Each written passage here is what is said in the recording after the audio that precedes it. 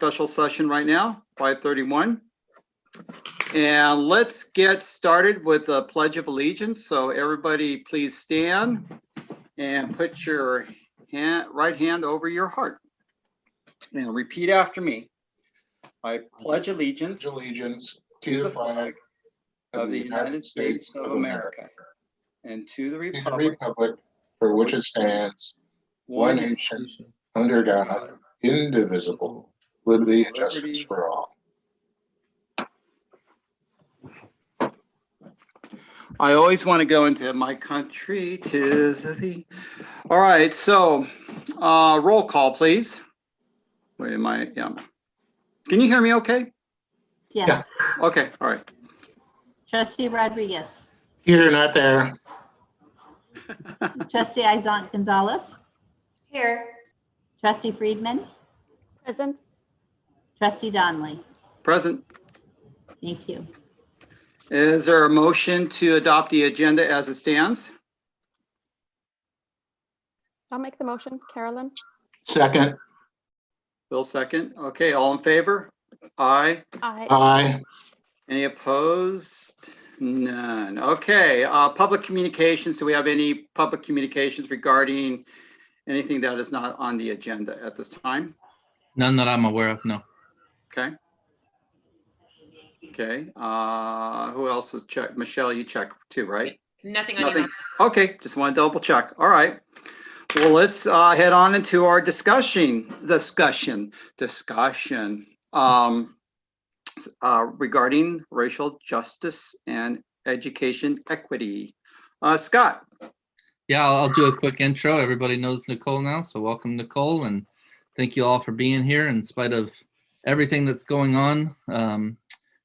Turn our attention to our racial equity work, and I guess without going too far in depth, I would say everything going on in the world, this work has never been more important. So I just appreciate the board's commitment to engaging in it and leading the way for our district. And with that, I'll turn the virtual mic, as she says, over to Nicole. All right, thank you. Good evening, Board of Trustees, our fearless leaders. Nicole, I'm going to ask you a quick question. As you're doing your presentation, can we interrupt you to ask questions, or do you want to wait till you're done with any presentation? It's your study session, so whatever works for you. But I will try my best, since you asked that, to pause and see if there's questions. So okay. Yeah, but absolutely, if there's something, just jump in. And we should just note that 5:34 and Amanda is able to join us now. So welcome, Amanda. Hope you didn't have to rush too much. No, she just zoomed on in. Right. Get it? Zoom. Yeah, literally and figuratively. Nice. Where's my little drum set? All right. Whew. Hi, everybody. Thank you. All right, welcome, Amanda. Yeah, so thank you all again. Good evening, not only to the Board of Trustees, obviously what I call the fearless leaders of SoCal, your staff, but also to the community who may watch this either now or in the future. Again, as your facilitator tonight, more than ever, I'm really honored to stand in this space with you specifically today, because we have yet another historical moment in time in our nation. And Superintendent Turnbull, as you just mentioned, this work is even more important, right? And it always has been, right? This is the work, right? This is what education is about, is providing our kids with knowledge, with empowerment, and with skills and tools to be able to change society moving forward and not repeat the mistakes of history, but also learn from them. So I always look at moments like this as, although they're very hard, there's a lot of trauma going on right now for communities who you don't see on TV, by the way, because there's a lot of messaging that's happening about how oppression is impacting communities, and how I've gotten, if you can imagine, lots of texts and phone calls today around if the people who were protesting look different, and you can fill in the blanks. So there's a lot of pain, right? And there's a lot of trauma that even comes with also a day of celebration for many, right? Who feel like, oh, there was a celebration based on election. So wherever people are in this journey, I want to kind of remind us that as governance team members, this is the work, right? That everyone has a perspective, and when those conflicts happen, we as leaders have to really pause and one, process our own emotions, right? So like today I had to process my emotions and how I feel, but then also I'm still a leader of this work. So I have to remember that in context of racism, which we'll talk a little bit about today, and each session will go a little deeper, but the reality is racism has harmed everybody. Like that was my revelation. It always has been that racism has harmed everyone. But specifically, when you look at marginalized communities, which is part of, I think the vision that you've shared with me, right, is that you want to address the needs of those who have not been served well in the system, right? And so you have to remember that oppression, whether it's racial oppression, economic oppression, you name it, language oppression, religious oppression, it all has harmed people in ways that we as a governance team in particular have to really pause and go, okay, what is our role now in processing this for ourselves, right? Because you all are people. And I want to acknowledge that today, that even in front of your community, that you are people first, right? And that you all have been affected by not only trauma from racism and oppression in our nation, but also just on a day-to-day, you have to advocate for people, even though you are in positions of power. So I want to commend you and celebrate with you, because the great news is that this is an opportunity, right? This is an opportunity to pause, to recognize during a study session. This is a chance for a governance team to do professional learning. So I always think about, decisions aren't made tonight, right? Tonight is a night for us to discuss, to learn, and to process. And I just appreciate your community acknowledging that, right? As people, you experience pain and you experience sorrow, but also you are all standing here ready in your position to move forward and actually interrupt, right, the inequities that are existing in particularly your community. And so I'm excited tonight, believe it or not, despite everything that's going on. I'm excited because I understand that our role as educators is to interrupt inequity, right? Like that's what we're here for. So we have the best position on the planet right now, which is to interrupt, to educate, and then put policies in place that will create a new structure that will sustain liberty and whatever we call equity tonight, we're going to talk about. We want to sustain this through our governance. So with that, I hope you're joining me with excitement, because as someone, I talked to another superintendent today, and he helped remind me. He said, I thought of you, Nicole, as I watch TV, but we got to celebrate still. You got to remind me about celebrating, right? Even the small things in the midst of chaos, in the midst of storms. So what we're going to do tonight is we are going to continue our journey from our last session, if you recall. I know you all slept since then, so we'll do a little recap just to make sure we can remember what we talked about. And then we're going to pause, do discussion. We're actually going to have an opportunity to do a little bit of learning and reflect on the history of public education, which is something that's important to recognize where we're going. We have to know where we came from. And I think that's an important piece. And also we're going to do a little recap about the role of the board in all of this work. And also what is the role of superintendent, the staff, and how do we prioritize our work, right? So that we can really focus on not only equity, but then we'll talk about how do we add this layer of racial equity, okay? And so any questions before we get started? I know Ted had a great question about kind of asking questions. So again, at any point, if you have questions, please feel free. I will pause. And this is a discussion tonight, okay? And this is a great opportunity for you. I know the staff who are joining, we had a chance to be together just yesterday. So some of what you'll see tonight, the board has an opportunity, and I will present it again in the lens of governance team. So I don't want you to feel like I'm ignoring you or making you feel like, you're not part of this. You absolutely are. But the context tonight is really around governance. And so you may see a couple of just variations, but similar content so that we're all on the same page. So questions before we jump in tonight? All right, good. Okay, so I'm going to go ahead and share my screen, and it is going to work really well because the internet has been odd ever since our vacation was over. I think the internet didn't want to get off vacation. So I don't know about you all, but I've had a few moments or just slower than normal. So looks like we're good. You all can see the screen okay? All right. So again, what we're going to do tonight is we're going to talk about effective governance practices, okay? And we're going to do that through the lens of equity, and then we're going to start to layer the lens of racial equity, okay? And so I reminded the staff yesterday about this analogy about trees and how as educators, we are like trees, right? Storms make our roots grow deeper. And what's interesting is that our perspective tonight, I want you to always think about, even though some of this is going to feel very challenging, we're going to look at the history, we're going to have a hard time seeing like, how do we go forward? But always thinking about there's an opportunity, and this is where we get stronger with this work, especially during times of challenges. And so to do that, I want to remind us of our 4 agreements. So y'all remember our 4 agreements, yes? So we talked about these specifically for us internally as a team. We want to make sure that this is always a safe space for us to engage in this work, but also recognize to become brave leaders in this work. It may be uncomfortable at times. It may be uncomfortable even as a governance team when your public constituents in your community voices their opinion or may actually have a different belief system that's contrary to yours. There's this level of discomfort that happens. And so we always want to remember our 4 agreements with this work to help us stay focused even when challenges come. And the 4, again, stay engaged, experience discomfort, speak your truth, expect and accept non-closure. And so before I go into these to give just kind of a recap, I want to just pause and see what you remember that resonates with you about these 4 agreements when we talk about doing this work together, thinking about safe space, but also I talked about comfort, right, and discomfort and what that looks like in this work. So I'm just going to pause for a second and see what you recall from our last conversation about safety and doing this work through the 4 agreements. So anyone can unmute and jump in.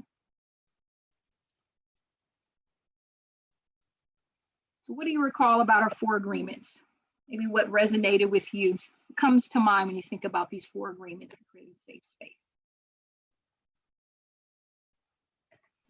I'll hop in. Okay, go ahead, Amanda. Hi. I think for myself and maybe a few others, number 4, expecting and accepting non-closure feels challenging and is different from what we perceive our role on the board to be, right? That we're here to make some decisions here or to, make sure we have the follow through on something. So, so I remember having some discussion around that. And then I know, I personally have awareness of the fact that we have an audience, or we may have an audience, but we don't know who our audience is. And that's just really different right? This is a totally non-traditional board meeting kind of situation. I mean, it's the new normal, but right, generally you have a meeting in a room and you know who you're interacting with and you know who's there to participate, witness, comment, etc. So it's really important work and I'm glad we're doing it. And but it does come to mind when I'm thinking about this process and these agreements. Yeah. Powerful. Thank you, Amanda, for that perspective. Powerful. Anyone else want to jump in and share what resonates with you about the 4 agreements and specifically what you recall about our discussion from our last session together? Just go ahead and unmute yourself. Just jump right in.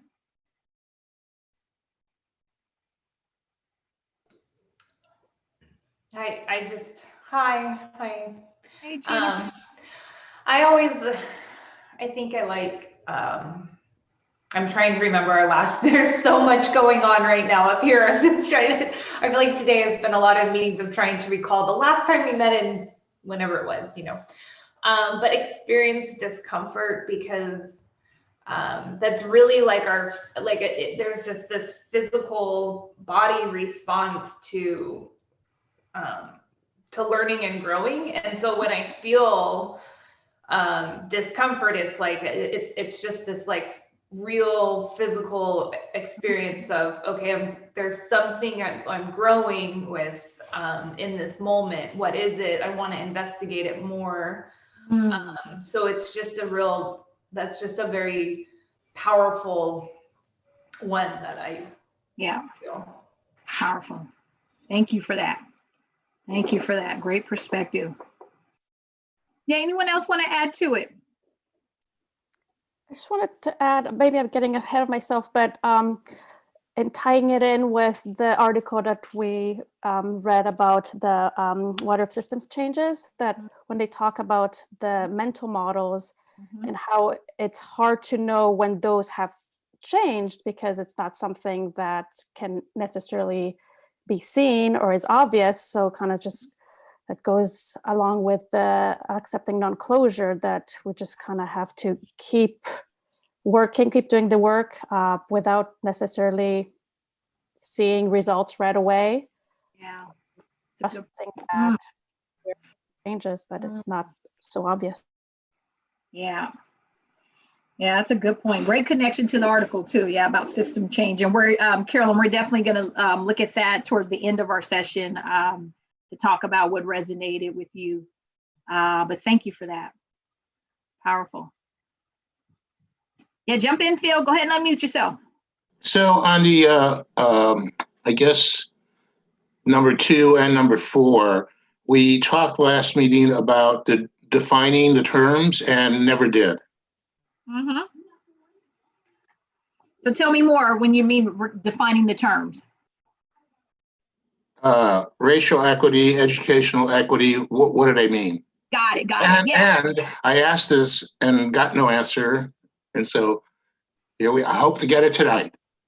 Yeah, and that's part of our session moving forward, for sure. That's actually part of our session tonight. But this is just about our 4 agreements and about just creating the space to even talk about what racial equity is, right? Because there's the context of these agreements is that this particular work can be very uncomfortable.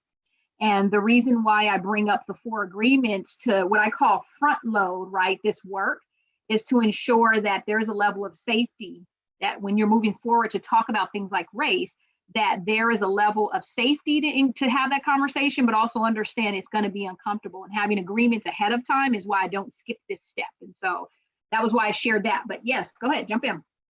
So what I'm saying is I accepted non-closure. Got it. Okay. Got it. Yeah.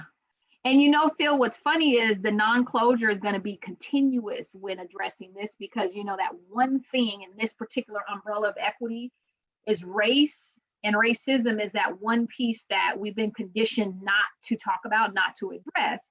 And so as we do this work, there's going to be lots of non-closure, because also people's experiences with this, it looks different as well. So as a governance team, it's important to embrace these agreements, because your community members, your stakeholders are all going to have different versions of what racial equity is as well. So even if we define it together, right, the discomfort is that one person may look at that very different from another, even amongst this team, right? So, yeah, go ahead. So what we have to try to do is find out how we make non-closure work with actually taking a vote. Yeah, and you know what's tricky about that though, Phil, is even with a vote, there's still non-closure, right? Like one of the things we talk about with boards in the big scheme of things is that, you know, we always want a unanimous vote on things, right? But the reality is that when we do this type of work, there may be moments that, you know, 3 of you really are, in agreement, and then 2 of you are like, you know, I'm just not sure. But because for the team, right, our common vision is to go forward with this work. And so often I talk about even that being non-closure, right, where we may disagree on things, and that's okay. That whole agreement about speak your truth, right? That truth may look different depending on whose perspective. And so looking at the non-closure of, okay, I think Carolyn mentioned, like, I may not see the results of it now, but I can see it moving forward. And that non-closure does kick in many ways, even when we all don't agree, when it comes to even a vote. And so I think that's something that I always talk to boards about. Hey, if you're not on the same page and you feel like we're having this non-closure, sometimes we table it and we go back to and discuss. So then we come back and make a decision, right? We have more closure, yet understand with this work, there's always kind of a journey that we're going to be on, because we're talking about trying to close gaps that have been in existence for hundreds of years, right? So it's a great perspective you bring up, in connection to the agreements. I really appreciate that. And so I want to close with this and then kind of ask you all to have a little reflection together. The reason why I've been really pushing for people to pause and think about creating safe spaces, because what's happening right now, and you may notice even with the energy that's going to come from the events of today, is that what happens a lot of times is when people sit down and we start to talk about, let's unpack, you know, the challenges of this work, and we start to become more aware, what happens is people start to get uncomfortable, but they will confuse it with safety. And so I always want to remind people about safety and comfort are two different things. And so we have to recognize that safety is, you know, always think about what's safety for a human being? Well, one, I don't want to feel attacked, right? I don't want to feel judged because my perspective is different from someone else. I don't want to feel attacked for who I am based on my identity. But I also want to make sure that I'm not in jeopardy of things like losing my job, which represents me losing income, right? That represents me not being able to feed my family, and represents, you know, it's a safety piece, right? That whole Maslow's hierarchy of needs, that's when safety has been taken. But discomfort is typically the emotional part of this work, right? And what you'll find as a governance team, there will be moments where you may have this kind of tug of, am I unsafe or am I uncomfortable? And so that's why I bring up these 4 agreements. And you will notice as a district, as you move forward with racial equity work, it will become more uncomfortable. But what I want you to be able to think about is that we actually are comfortable with discomfort. Because this type of work, if you're comfortable, that means we're really not doing the work, right? Discomfort means you're interrupting a system. And you'll know what I mean as you move forward, because the more you do this work, the more you're going to interrupt a system where some may not agree, some may not understand, and we have to be patient with that process, which is part of the non-closure. You will have community members who may not agree with racial equity work. They may not even understand what it means. And that's why part of our role as board members is to make sure not only in our professional learning, the community learns with us, right? So they can recognize what is our vision, why are we doing this, and recognize when you do make those decisions that you have to vote on, that they understand why, and that they also are part of the conversation, even those that may not always agree. And that's going to be uncomfortable, right? When those public comments happen at times, right? People may share their perspective. And how do we respond as a governance team if we're uncomfortable with our community that may not always agree? And so that's the hard part of this work, is recognizing how do we ensure that the space is safe, because we want our community's perspective, but also sometimes the truth that is given may not always be something we agree with or understand. So I wanted to just remind us of our 4 agreements, because this is a really great way to move the work forward. And when you have those moments of conflict, go back to those agreements and think about, we agree we're going to stay engaged. We agree we're going to be okay with discomfort. Okay, agree that we're going to speak our truth and also hear the truth of others. But most importantly, agree there's going to be some non-closures, because this is a journey. And so what I want to do as we jump into our work today as a governance team, I want to go back to your vision and your shared beliefs. One of the things we talk about with governance teams is we all have to have a common vision, right? We have common beliefs. And in moving forward with this particular work, I want you to think about your vision as a governance team, but also honor the fact that each of you all have different perspectives. So although we're a team of 5, and obviously we have our superintendent as that 6th person, we look at our team, we're all individuals and we bring great perspective, but when it's time to come together and make a decision, we want to have common vision. So we're almost like that fist, right? Like we're really united. But one thing I want to do is just pause and pull us into individual spaces for a moment. And I want each of you to look at the 3 images, and I want you to think about which one resonates with you when you think about the vision of our board, okay, in leading for educational and racial equity. Okay, so some of that connection between which one resonates with you the most about our vision as a board in leading for educational and racial equity. So I want you to just pause and think about it. I know our staff got to look at these yesterday, and they may have a different epiphany today, which is interesting. So it'll be interesting to see if you have different thoughts about it. But I want to hear from the board tonight. Which one resonates with you the most, and why? So I'll give you a couple seconds to just think. And I'm going to just do a little check-in and see which one resonates the most. We have this one about change. We have one from Honorable Congressman John Lewis. And also Justice Ruth Bader Ginsburg.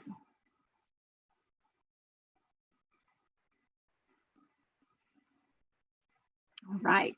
Do y'all have the one that resonates the most? Okay. I'll jump in first. All right. Go ahead, The Tim. first one that actually came to mind was the third one, because Mhm. I like coming up with ideas, but I don't like taking the chair or the lead to do it. And that's always, it's like, oh, let's do this and that, and then move to the back and let somebody else take the lead on it.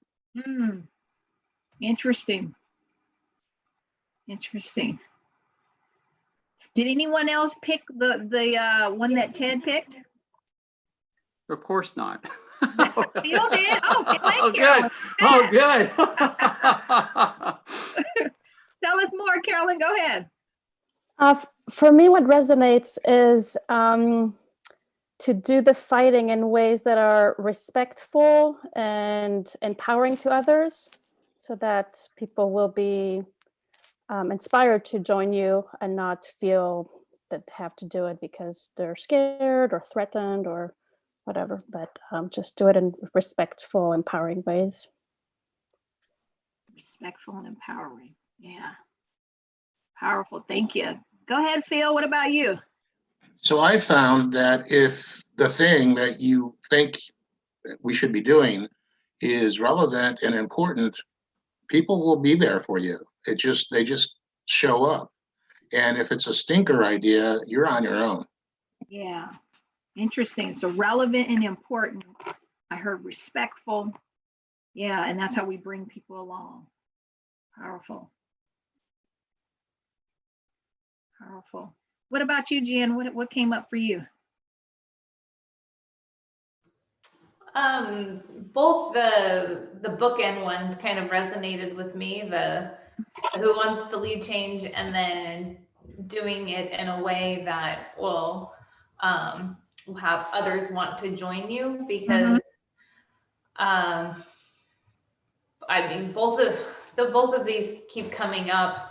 And it was in some pretty deep conversations today, kind of about the first one, and about your equity team and who's on it, and are the same people often the ones shouldering, the practice and that work of, I don't know, it's internal work and then it's group work too, of I don't know, discussing amongst your entire team of getting people motivated to be leaders, because it's really a distributive thing. It's not that one person at the podium, Yeah.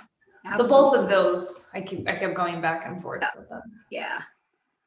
Yeah. Thank you, Jen. What about you, Amanda? The one in the middle by Honorable Representative John Lewis really strikes me a lot as far as doing this work, and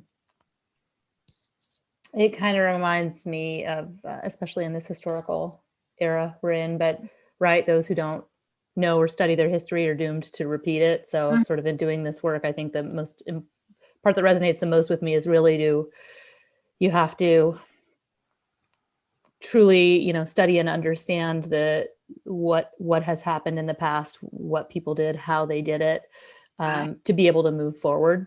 So to me, move on doesn't just mean like blow past it, but you use that to inform your learning and your decision making for how to, work for change. Yeah. Thank you for that. It's interesting. And Scott, I'm going to come to you next because I know you did this yesterday, so you may have changed your mind. But, but Amanda, I just want to, thank you for bringing that up. That one in the middle is not always the fan favorite, especially with this type of work when, like there's a lot of harm, right, and pain that comes with this work. And so forgiving, right, to move on is not the easiest concept. And so, I just appreciate you sharing that perspective in this particular work, because it definitely requires that type of approach with this type of leadership. And I have to practice it all the time, right? All the time. And specifically when working with our equity leaders of color, and I say equity leaders who have the title, particularly like an official title, because that's a position that's pretty popular right now. I always have to say, like, you're going to have to practice this because you also are leading the work while also being kind of a target of oppression, right? And so how do you balance that, right? And sometimes it requires forgiveness to keep moving forward, because those microaggressions, and we'll talk about a lot of those barriers when we come up in our next sessions, but microaggressions and the stereotypes that are associated with oppression, you're not, protected by that because you have a position, right? So having an approach is important when leading this work. And this is something we all, have to consider. So I just appreciate you sharing that one, because that's a harder one that everyone isn't always able to see it as well. So, but thank you for that, Amanda.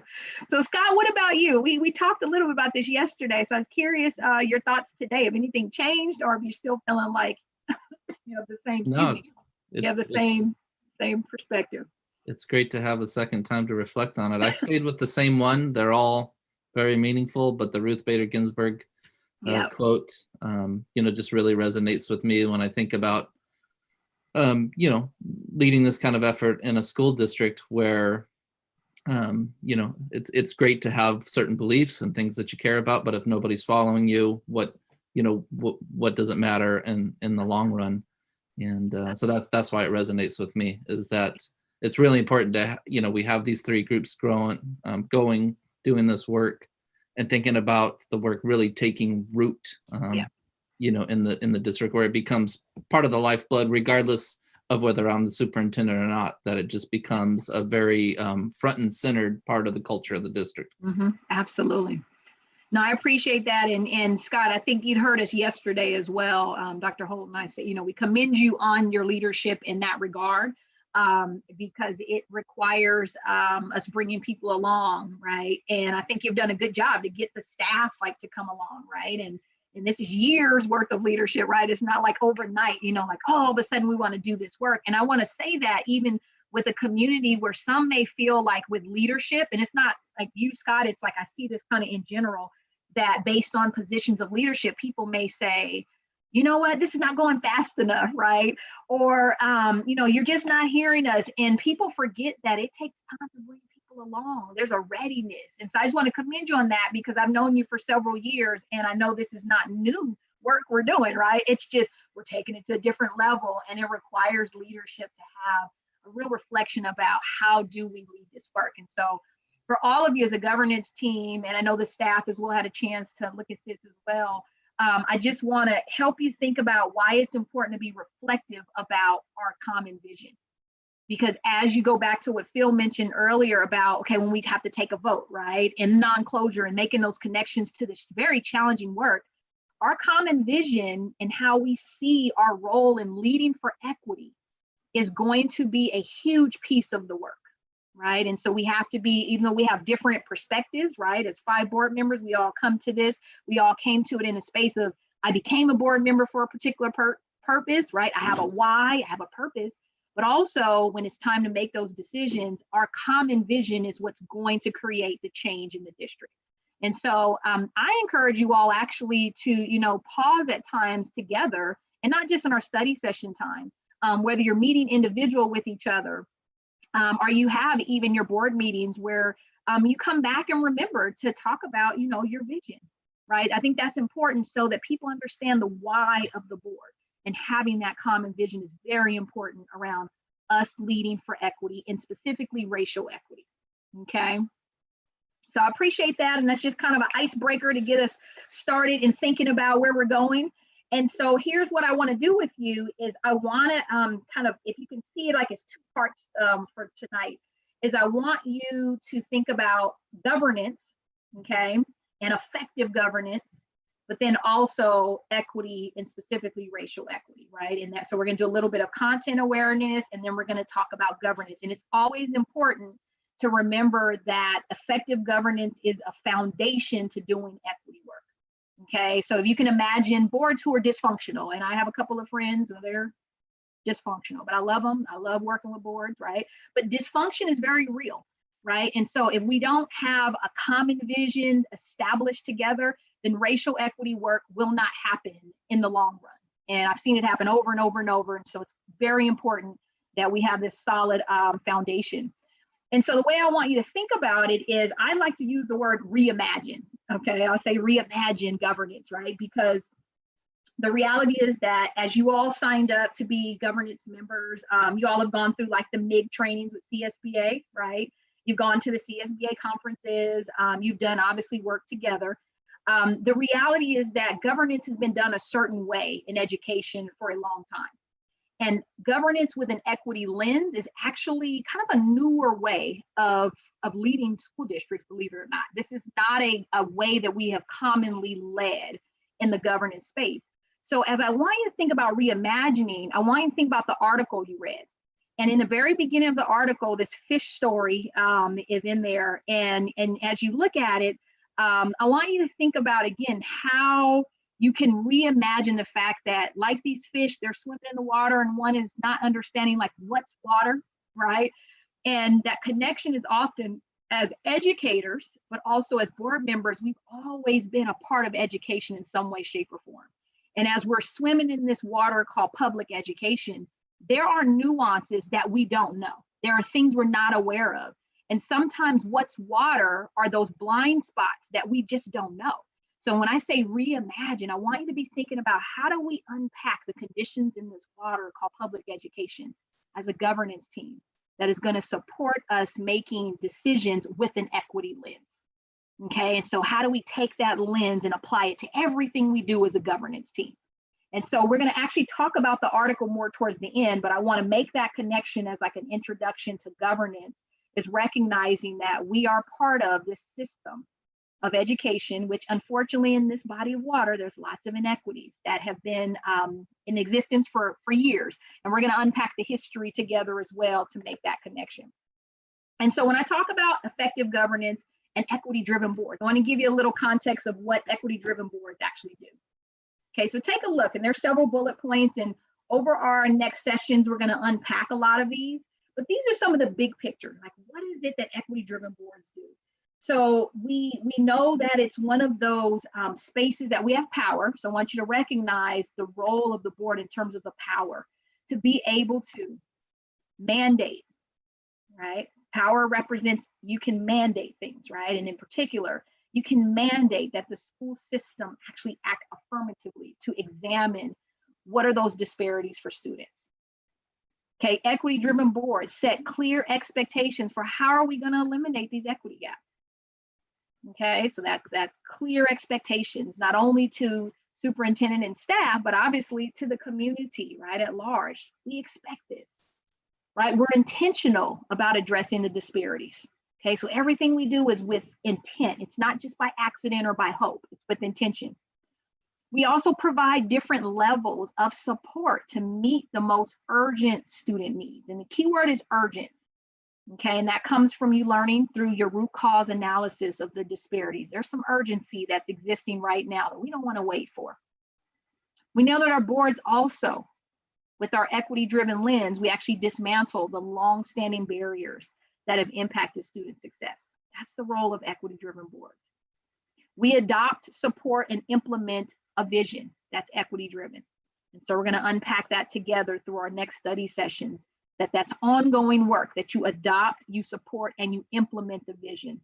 And you actually implement policies that are going to give a framework. And I call it a vision for how our staff does its work.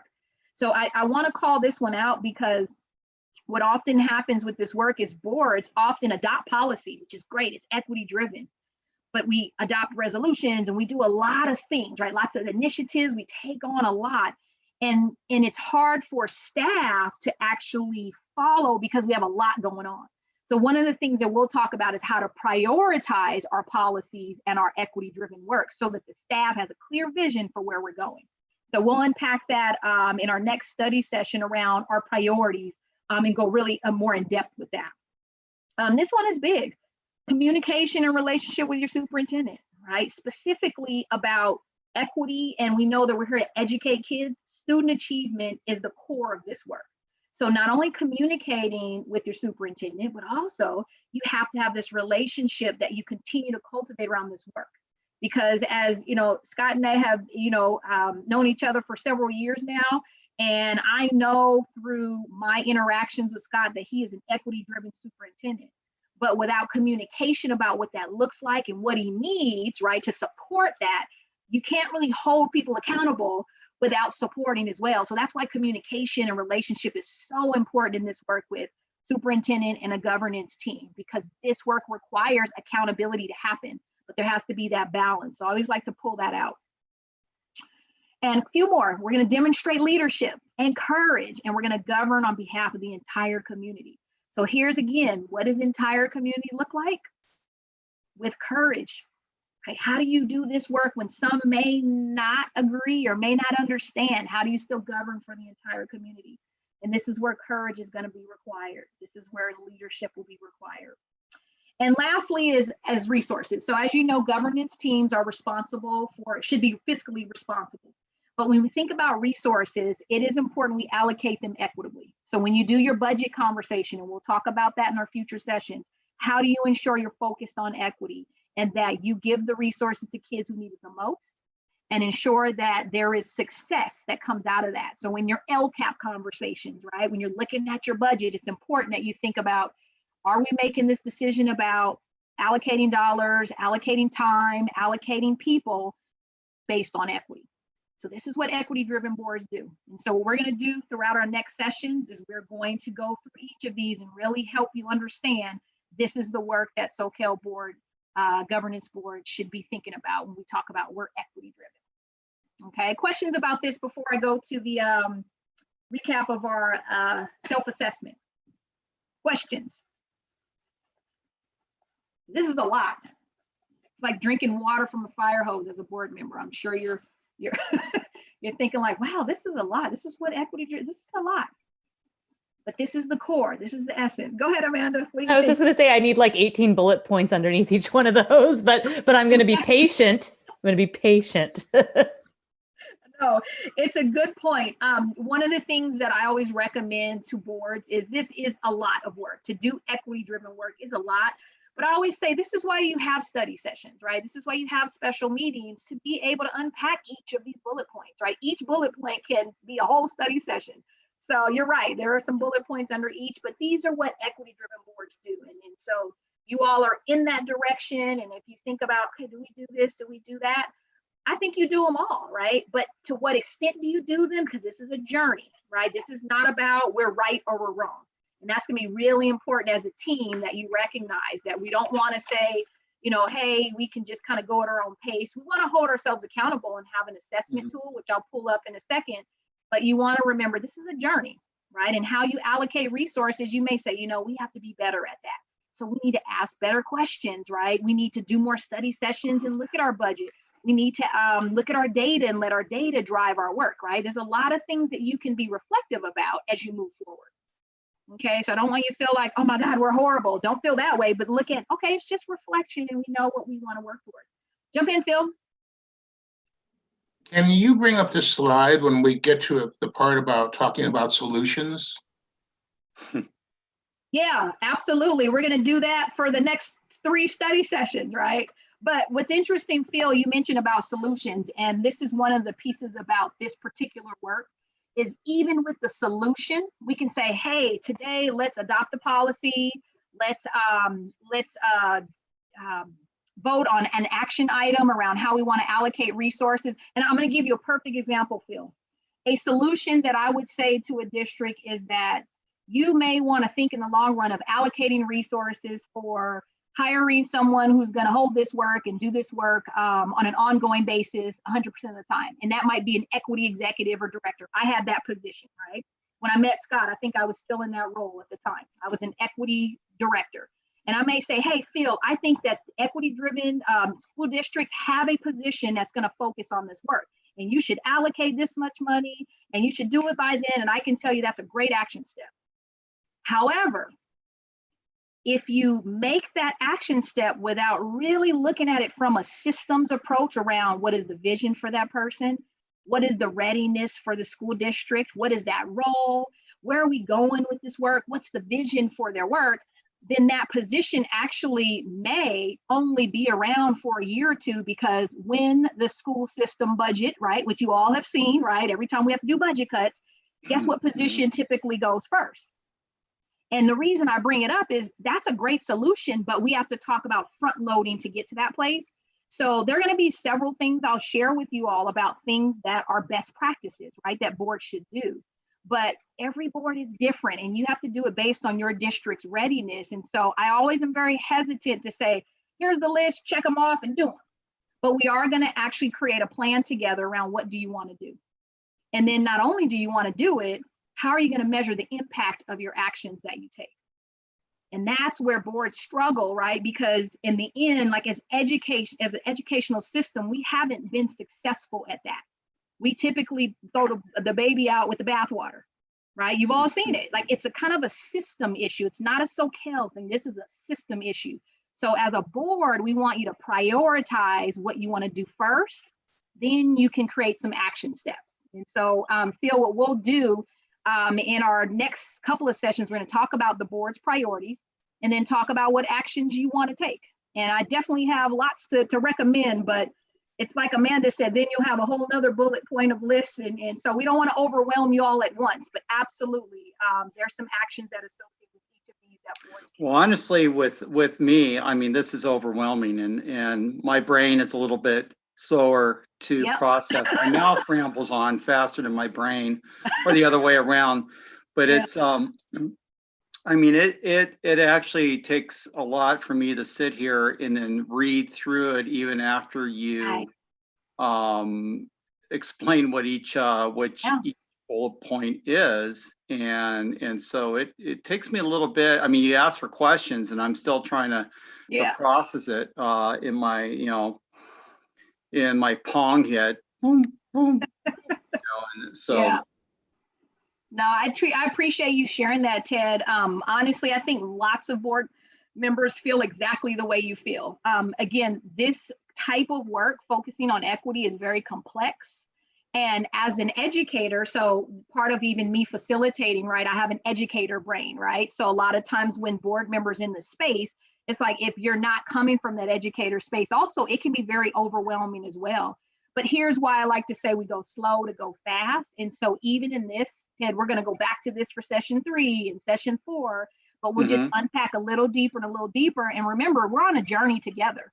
So this is work that you'll continue to do even beyond session 4, right? And it's not something I don't want you to feel pressure to understand it all today, but really think about what is it that we can prioritize when we're all done. And so that's what we'll do tonight is just what are our next steps? But again, this is a learning process. So we're just in a space of learning, and I don't want you to feel pressure to make any decisions as a board until you feel fully comfortable as a board, right? Making those decisions. And so that, Ted, that feeling of drinking water from a fire hose, as we call it, that is very common with boards. So you are not the only one. But we're going to continue to pause and continue to ask questions. And what I want to do is let me see if I can get the slide to move. Is it frozen? I want to remind you, so do you all remember this particular document from our last conversation? Actually, I've been looking for the documents and for some reason I can't find it. Maybe Scott could send them all to us at, after this is all over again. Okay, no but problem. yeah, I was looking for them. Yeah, no problem. You know what? I'll put the link in the chat, Ted. Perfect. Yeah. Oh, thank you. Okay. Yeah. And in the document, the purpose of this in particular is to provide you with, it's what I call a self-assessment. So you may all recall that CSBA has like a board assessment that they've given, which is helpful as like effective governance. What I've done is given you a tool that you as a board can look at in the long run to go back to like what I call a pulse check. Where are we on our equity journey? So as Amanda mentioned, that bullet point list that I just gave you was a lot, right? But one of the things I want to connect you to is many of these things were shared actually in the context of this assessment, which comes from research around effective governance board. And what I did is adapted it to create an equity lens for you. So if, Ted, if you can imagine in future sessions, you may have study sessions together. What I've recommended to boards is, hey, just pick 1 or 2 of these, right? These are 8 characteristics, 1 or 2. And just discuss that. It's a study session discussion item. So Ted, when you were sharing about, this is a lot, to process, you want to give yourself those days to process. And remember, Nicole is only with you for 4 sessions, right? But you all are together for quite some time. So I'm giving you the tools to use futuristically. So I want you to feel like this is not all, let's get it done today. But this is the tool that's been provided for you all that Scott, I believe, shared. I couldn't see it, but I think it popped up in the chat. Is that correct? Okay. And that is a tool that what I want you to think about is, where are we on our journey as a team? And so when you looked at this the last time, what I always like to do is give people a chance to discuss, like, where do you think you are, right? You know, do you feel like you're effective? Are you not effective?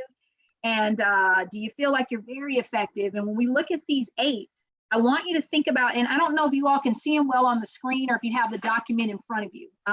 So let me know. Try to bring it up right now. Okay, yeah, let me know, because I want to make sure it's not always easy. Well, you can keep on going. I just No, I want to make sure each of you have access to it, because I don't want to go forward without you having. This is your study session, so no rush. This is your time.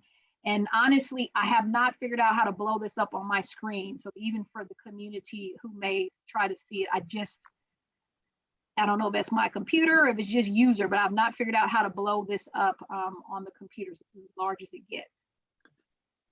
So I'll give you all just a moment. If you want to pull it up from the chat, I think Scott shared it for you. I had put the shared folder link first, and now I'm putting to this document the link, Ted. So that most recent link should take you straight there. Yeah, I'm actually working on 2 computers, so I have the documents up on one, and then so I've been emailing them to myself. So okay.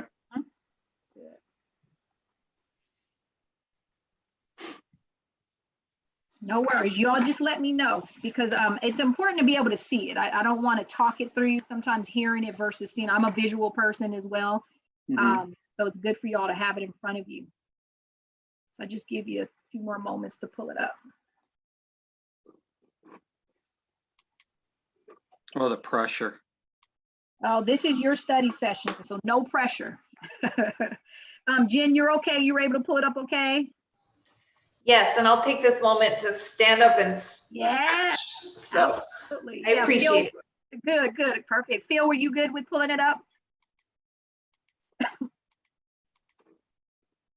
Okay, so I can't have the document open while you have this thing up on your screen. Here? So Right. I won't be seeing you because I'll be on the other document.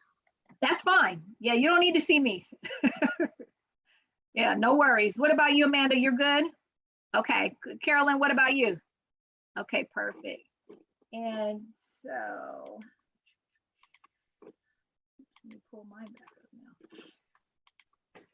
Yeah, so what I want to do is just a brief moment just to just have you take a look at it. And I'm not going to have you go line by line. Often I've done that with boards where I say, hey, let's go line by line and everyone weigh in on where you think you are in your journey. This is just a little self-assessment that I want you all to do collectively as a board, but individually. So the way that I want to do this is I want to just pause, and I'm going to read them. And actually, I'll ask one of you to read them. And I just want you to mark, or if you don't have it in front of you, just notate mentally where you are. And then we're going to just do a collective kind of score of where do we think we are in terms of our effectiveness as an equity-driven board. Are we not effective, somewhat, or very effective? Okay. And so it's just a self-assessment. You're not making a vote. You're not making any decisions, just a discussion. Okay. So Scott, why don't you read the first one for us out loud? Sometimes it's good to hear it. Sure thing. Our school board commits to a vision for equity through high expectations for student achievement and quality instruction, and define clear goals toward that vision. Perfect. All right. So I'll just take a pause for a moment and think about where you are around committing to a vision for equity. Okay. And then again, at the end, we'll come up with kind of where we were, just kind of as a total compilation of our scores. So number 2, Phil, why don't you read number 2 for me?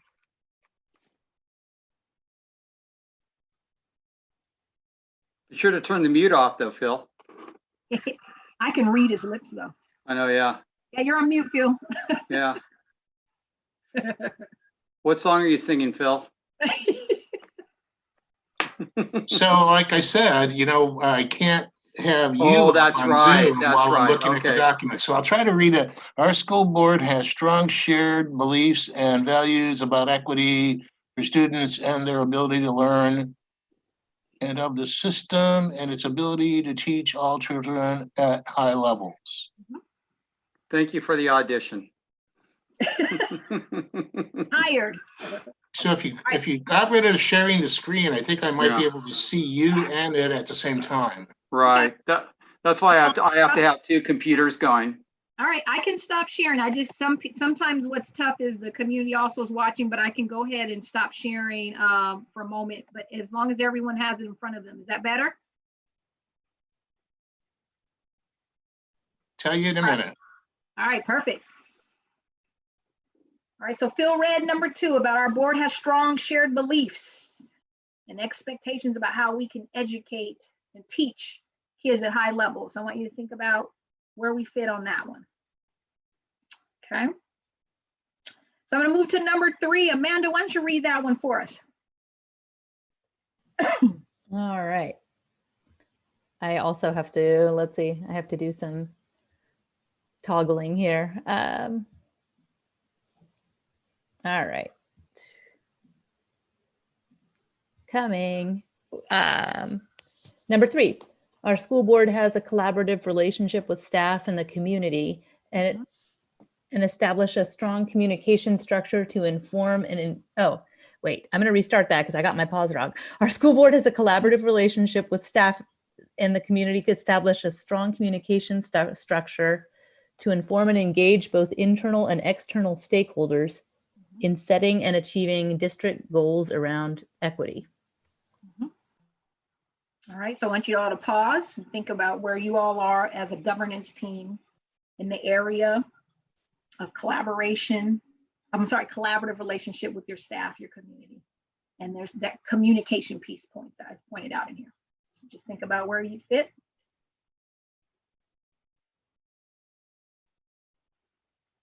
All right, so number 4, Carolyn, why don't you read this one?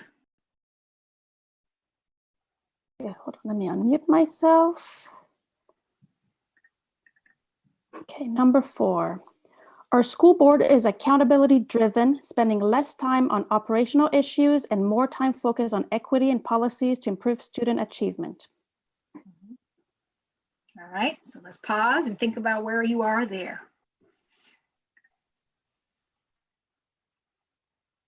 Accountability driven.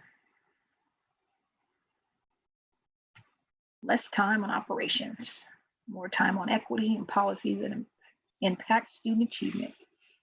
All right, Jen, number 5. Why don't you jump in and give us number 5?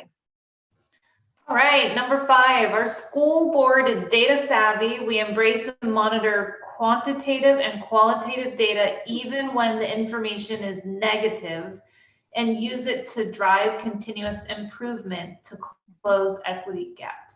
Yeah. All right, so think about where you all in that space. Data savvy. This one specifically calls out qualitative and quantitative data. Hmm. All right, number 6. Let's see, Ted. I'll do it. Okay. Our school board aligns, monitors, and sustains resources such as equity-focused professional development to meet district goals. Okay. All right. So here's, again, pause, think about where your board is in aligning its resources. An example was professional learning. All right, number 7, anybody, unmute yourself. Anyone want to jump in for number 7? I had a short one, I'll read it. Okay, our school board leads as a united team with the superintendent, each from our respective roles, with mutual trust and strong equity-focused collaboration.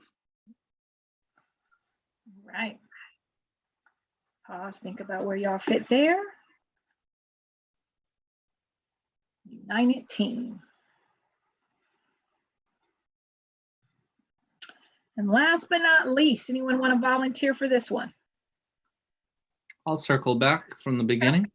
Our school board takes part in team development and equity-focused training, sometimes with our superintendent, to build shared knowledge, values, and commitments for our equity efforts. All right. So as you pause and think about your last response for the 8th one, I want to just open it up for a moment and think about, in all 8 of those, where do you feel you fall collectively as a board? Now, I know each of them you may be in a different spectrum, but collectively, when you think about it, I just want to open it up for that discussion. Where do you think, when you think of all 8 together, specifically, where would you be as a board? What do you think? And there's no right or wrong answer, right? This is just your own self-reflection. I call it, I put my mirror up and I get to look at myself, right? So there's no right or wrong answer. Jump in, Phil. So I would say we're somewhere between somewhat effective and very effective. Okay. Better on some things, not as good on others. Okay. Tell us more. What brought you to that conclusion? Well, you know, the LCAP and LCFF require us to do some of this stuff. So, you know, it's done. Got it. Okay. Anyone else want to jump in and add? Well, yeah, like Phil said that, it's required of us to do it, but we're just not doing it just to do it, just driving blindly. I think each board member has a passion for pretty much these statements here.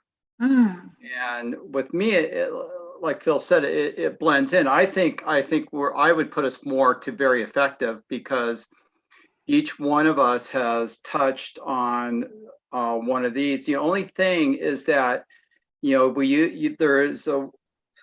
there's a word for the vision is kind of like, okay, maybe I zoned out or something, but what is the vision for equity, in our district? Yeah. And I mean, we all I don't think we all came together as one vision, but I think there is, somebody has their own ideas. Powerful. Powerful. Thank you, Ted, for that. Powerful. Anyone else want to add where you feel you all kind of land collectively? And you may agree with Ted and Phil already, you don't have anything to add, but anyone want to add to your self-assessment? Sure, I'll jump in. I see us on average kind of in the somewhat effective category. I think we all have sort of that unity of purpose, to coin the CSPA term, but right, like we have that collective belief in the importance of the work, but some of the, so, and maybe that's kind of the why, but there's a lot of the how left to be discussed. And, if I had, if I even shared an elevator with people anymore, which I don't, but if I were like that classic idea, if you're in an elevator with someone for a couple of minutes, would I be able to like succinctly explain what our common vision is around the equity work and what we're doing are and like what the concrete steps are? I don't think we're there yet. But we've got the intent. That's a good way to put it. Yeah. Yeah, one of our activities we do is around the 30-second elevator speech. What is the virtual version of that, of an elevator speech? Yeah, I know, really. So, I just put on the timer and say, tell me what equity is in 30 seconds. But it actually is a great activity that I love doing in person, because we do kind of what do you call, like the speed dating type of game, right? It's like you got 30 seconds, share it, and then you go to the next person. But no, that's powerful. I appreciate that, Amanda. And again, well, before I go into that, Carolyn, do you want anything to add or? Yes, I just want to piggyback on what Amanda said, that I think I feel like we maybe could do better when it comes to being accountability driven and also using our data, maybe just really taking a deep dive into our data to see what needs to be done. Powerful. Yeah. And honestly, Carolyn, that's very common for lots of boards. That one's common when we talk about, I don't know if we're as effective with that. And so it's very, very common. Yeah. Jen, what about you? You want to jump in and share? I think a lot of echoing of some of the statements here. With the 3-point Likert scale, I really want to be. I'm a 2.5. Like totally, we're effective. I mean, the average between somewhat and very effective there. And I see growth. Like, so this process has forced me to reflect upon my experience with the team, and I do feel like the trajectory over the past couple years is like it's positive movement in the right direction. Like each one has had like a little time lapse in my head of things, and especially now, even with virtual, just briefly, like the town halls and the committees, whether it be hybrid or small groups or fiscal prioritization, we've had a more active kind of role, I think. And so it's been good to be, so there was one of them where we're one of these things that made me think of that. So effective, but and moving in the right direction. Yeah, I appreciate that, and in that seeing it as a journey, right? And we're moving in the right direction, which is very important. Let's see, Scott, did you go yet? I don't think you went just yet. No, I didn't go. I definitely fell between that somewhat effective and very effective band that it seems like most of us were between. And I would agree with most of the strengths and weaknesses, or strengths and opportunities for growth. And of course, when it comes to the data piece, that opportunity for growth for the board falls directly on the administrative staff. And so we can always definitely do a better job in clarifying our vision around data. Yeah. So that's definitely part of our journey. Powerful. Yeah, I appreciate that. And you know, before we move from this activity, I do want to invite the staff to jump in and share any perspective, because Scott, what I appreciate you saw is that piece about, yes, this is the board reflection kind of as a governance team, but a lot of this work is actually not done by boards all the time, right? It's the board vision, but it's implemented by staff. So any staff want to jump in and add to Scott's perspective as well? Just unmute yourself.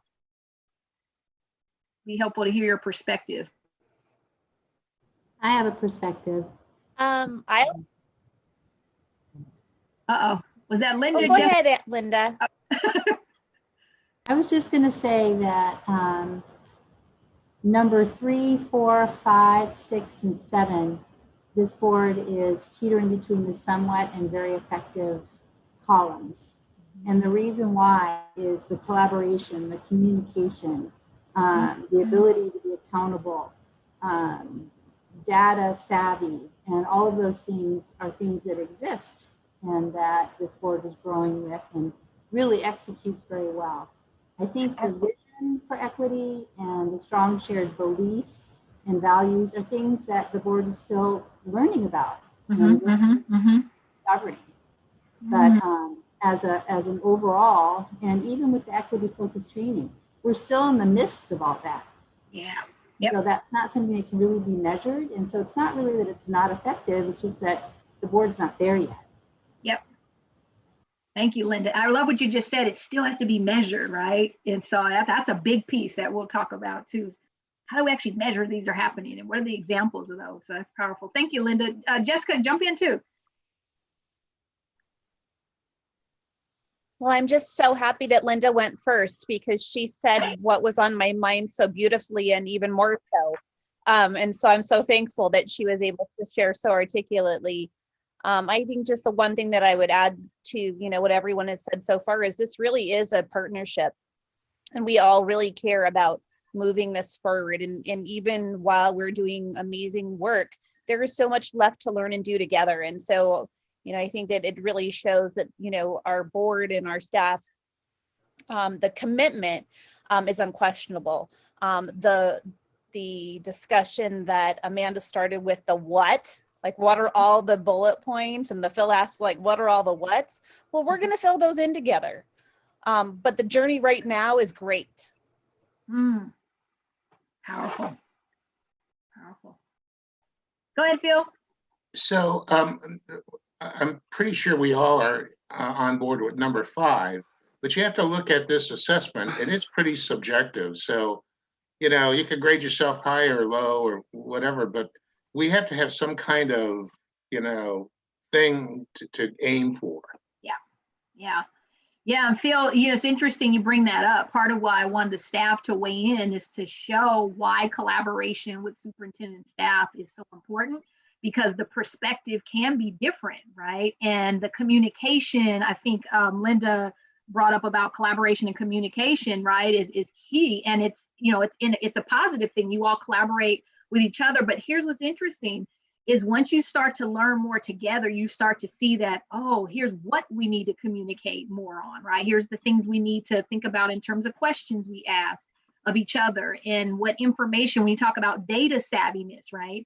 The data typically comes from staff, right? So even the perspective about data, that conversation is really important in terms of staff and governance team collaboration. And so I appreciate those perspectives, because that's what's going to be, it can be a challenge moving forward if we don't have, again, these basic practices solid, right? When we start to go into equity and racial equity work, if that makes sense. So I just appreciate that perspective. And so what we're going to do with this document is I always invite you to continue to revisit it in your own space and time. I always recommend boards at least, you know, have, I like this for study sessions because it kind of represents quarters, but also it's always good to reflect, right? Where are we on our journey? And I heard several of you say, hey, we're going in the right direction, right? But if you don't pause and reflect with this type of work around equity, then it's hard to actually say we're actually making any progress, right? If you don't pause and actually do reflection. And I want you as a board to see this as, this is a culture that we've established versus it's just like a check the box, like we did our self-assessment and we got that done, right? Which happens with boards, right? You all have probably seen it or experienced it yourselves. Like sometimes it's like, hey, we got to get this done and check, we're done. And then it goes off and sits somewhere and it doesn't have meaning. I want this to be meaningful for you to have discussions about where we are in our journey and to be able to ask those questions, right? Moving forward. I want to thank Linda for her comment, because she has to listen to us and how we communicate with one another. And if we weren't doing a good job, I mean, she wouldn't say anything, but it was really nice to hear a comment from somebody, I should say, outside of the trustees. Yeah. And I think that's valuable, and you know, that honesty is, you know, I love it. I just had a, you know, thought that, I mean, it'd be great to have some sort of a critique like that, but I just want to thank Linda for her comment. That was great. Thank you. Yeah. And thank you for the cookies too. More cookies.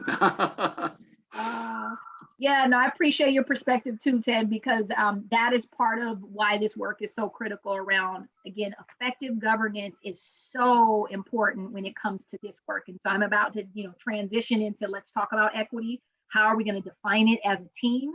And then also let's look at some historical perspective in education of why we even have these challenges. But as you all can kind of see where I'm going, that we cannot skip the step of addressing effective governance practices without really, in order to move forward in leading this work around equity, because it is so challenging and complex that if we don't have these basic, you know, practices down, we'll come into roadblocks and typically the work stops. And I've seen it happen over and over again. So I just appreciate you all taking the time to just pause and reflect and think about, as you're moving forward, your community is learning. As they watch this, they're learning about, this is based on research, right? This is what effective boards do. I just added the layer of equity for you to see, but this is what the community should come to expect, right? This is what boards do, so that you're not only reflective, but as you're moving forward, people understand, again, your why. And so the last part of the assessment, you notice there's three kind of, you know, outcomes, right? And so the outcomes that we like boards to think about is, hey, do you have an equity statement, right? Do you have an equity policy? And do you have an equity plan? Okay, and what I will do is help walk you through each of those throughout our sessions, because those are the, I will say, metrics to say, hey, effective boards who are focused on equity, they have these things, right? A policy that guides how you govern your district, right? Having a statement. So when we say equity, what does it actually mean, right? Is that the things we're using to actually make decisions? Especially when we talk about budget, right? Like we say, hey, I want to be equitable in how we allocate our resources. Well, what does equity mean, right? And so that's why we have to establish that. And of course, having a plan is important. And the plan, again, is not the LCAP. You all have seen the LCAP, and I can't remember what you told me, how many pages it was, but the LCAP is not the blueprint for how we do the work, right? Your equity plan is really how we do the work. And it's very critically focused on 1 and maybe 2 equity gaps at the most. Because when you're trying to close an equity gap, it's a lot of work to do that. And so we want to have a plan. And so that's what we'll kind of walk you through our next couple of sessions. So that's why that's listed on that sheet, okay? All right. So I have to ask, this is, I'm kind of embarrassed to ask this, but do we actually have an equity statement? I know we have a policy, but have we actually come up with a statement? Yeah, Phil. Well, I think we need to actually define it before we can come up with a statement. So, I know, but I'm just saying that we really haven't discussed that, though. I mean, we had the policy, but as like a mission statement for equity, you know, something we could post on the wall of an equity statement. Right, and so we would need to know what we're talking about when we do that. Absolutely. Right. My 2 cents on that, Ted. My 2 cents on that, Ted, is the short answer to the question is no, we don't have a equity statement. The longer answer is that I didn't zone out. That's the deeper work we're doing now, so that when we develop it, it's something that we can feel strong about. Yeah. Well said. Okay. Yeah, well said. That's the non-closure thing, Ted.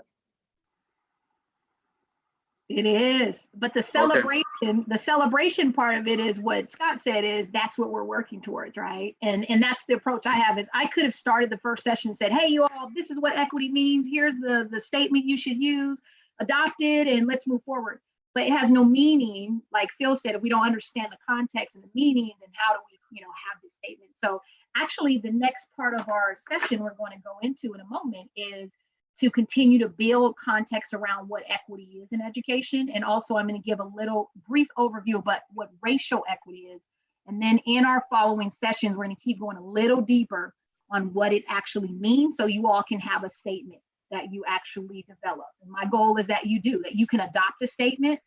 You also can adopt a policy. And Ted, when you asked about the policy, when I mention equity policy, it's a specific policy about equity. And I know CSBA had like a sample policy that lots of boards adopted.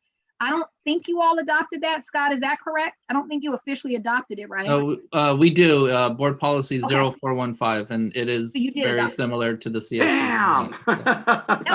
I had it up. I mean, I memorized. Good job, Scott. Wow.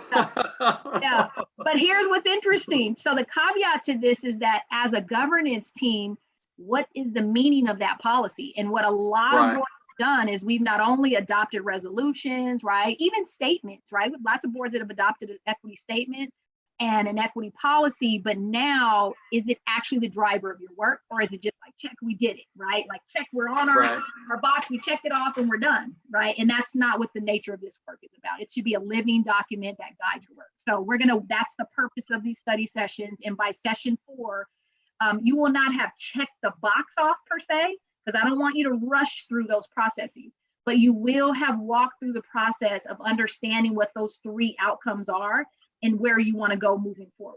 Because you don't want to just adopt a policy because Nicole said, hey, this is best practices for boards, right? I've actually had that happen with me, and I had to do a slap on the hand of my lovely board friends because I said, why would you adopt that policy so quickly and you didn't even discuss it yet, right? And there's no meaning to it, they just did it.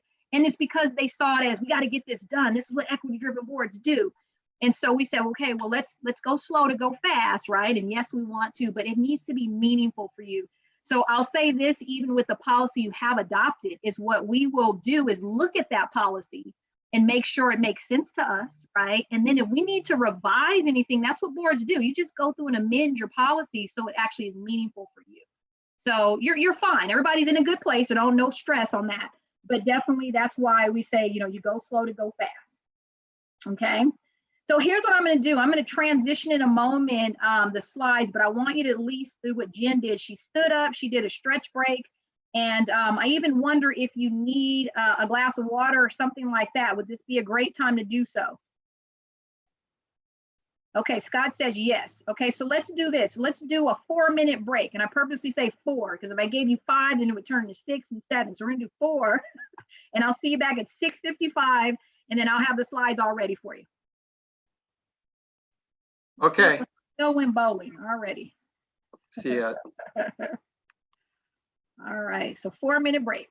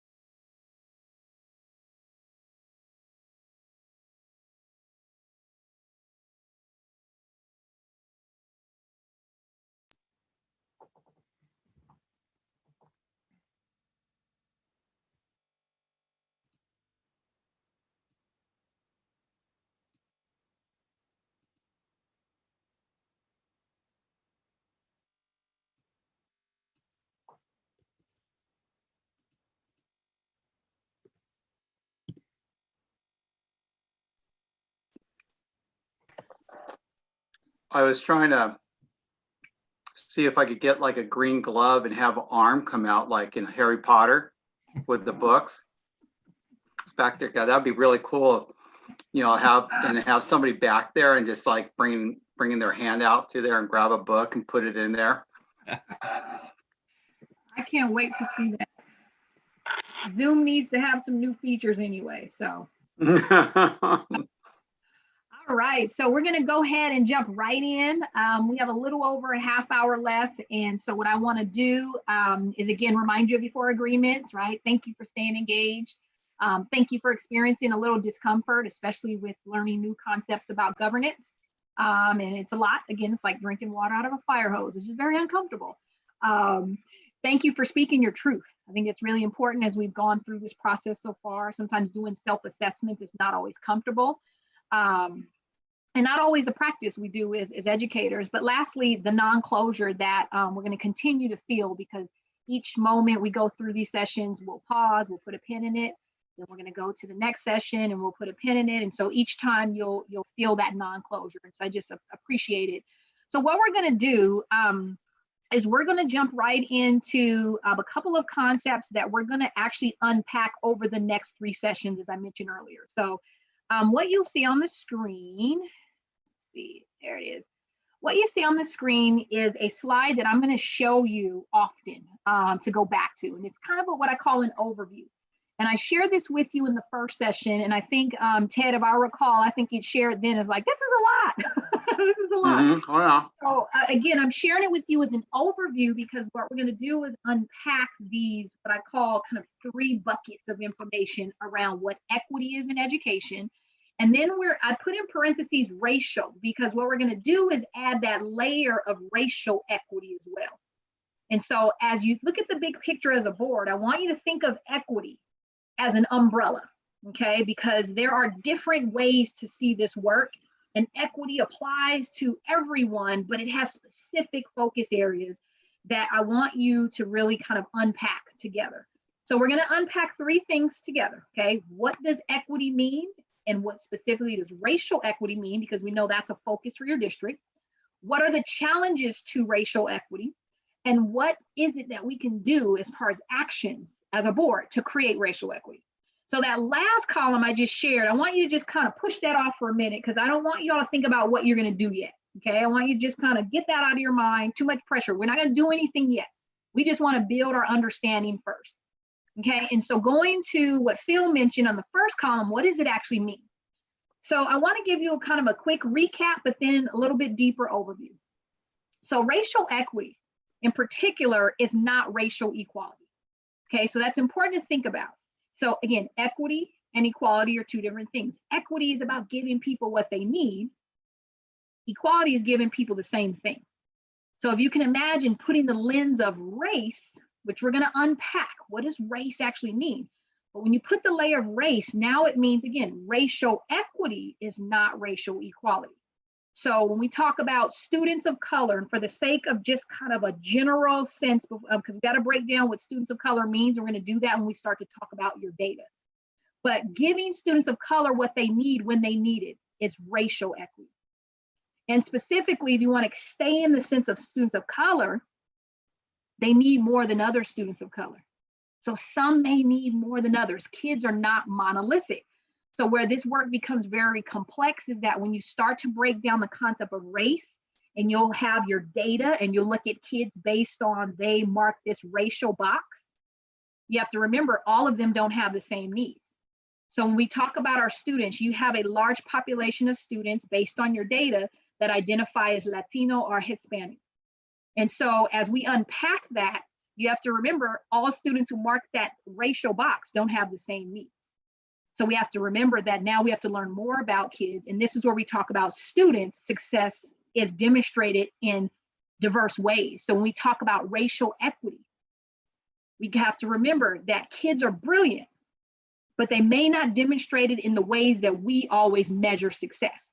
So this is what educators really struggle with, because we typically, our data is driven by test scores, right? In the secondary, we talk about graduation.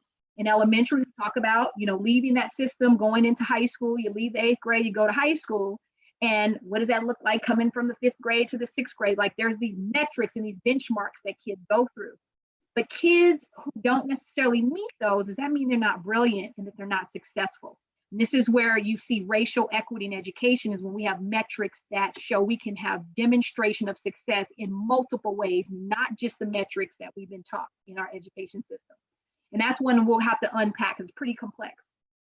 And the last piece is racial equity work is about intentionality. It's about interrupting policies and practices that have disadvantaged, particularly students of color, when we're talking about race. Now, if you all took the word race out of this, okay, because that's where we're going to start the work, right? Let's take race out of this and just think about equity and equality. What does that actually mean?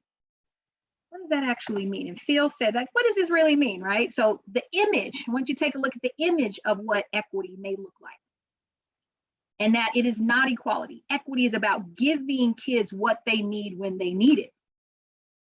Equality is about giving kids the same thing.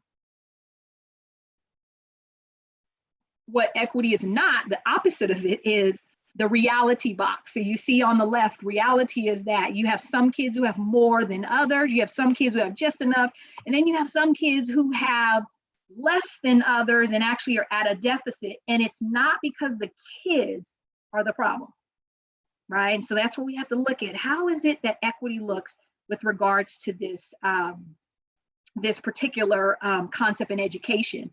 But also what I want you to be thinking about is beyond the word equity, you can think about what liberation means. And you can see liberation is that we just remove the barriers. Now the caveat, and this kind of goes to what Phil mentioned, is, what does it mean? Like, we have to make meaning of this. What does this mean for us? So in SoCal, if we say equity as a board is, we want to give kids what they need when they need it. We want to give access to kids who historically have not had access. Whatever your definition is. I want you to look on the left, on the right side, the Elephant and the Blind Man poem. And I want to make that connection again, that the reality is that how you feel as a board around what equity is may look different for your community members, which is why we have to take our time to develop a definition.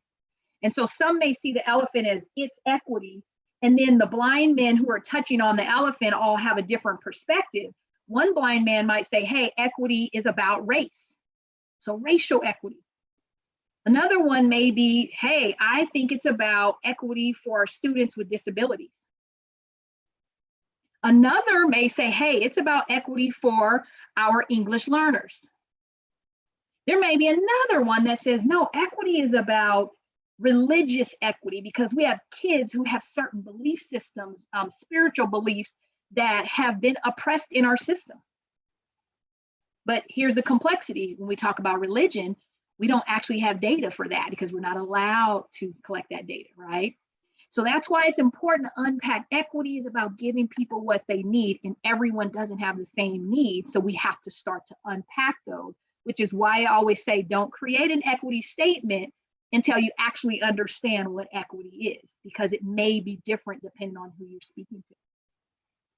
And so I'm going to go back to the example that I've shared with you before, and then I want to open it up and just hear from you, kind of going a little bit deeper. This is an example from the National Equity Project, and there's several boards that actually have adopted this particular version or a version similar to it. But I want to just give you an example. That's all, just an example of what equity looks like. And just take a look at it and tell me what resonates for you, and talk a little bit about where you think, what you think equity may mean before we close out with a snapshot of history where inequities have happened in our system. Take a look.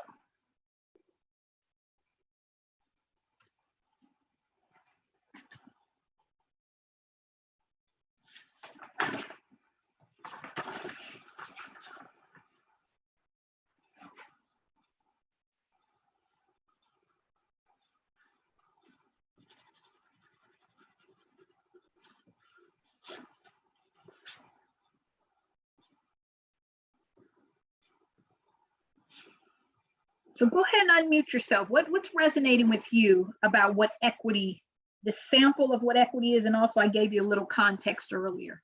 And I'm going to start with you, Phil, because Phil, you had a real, legit question about, what does it actually mean? So tell me what's coming to mind for you as we've continued this conversation. So right off the bat, I would have to say is that we are using different terms, and I associate a different meaning for each one. So when you said earlier, all kids should get help, is different than only kids of color should get help, which is different from racial equity, which is different from educational equity. So until we can agree on a statement or a word, then we can be subjective about whatever we say.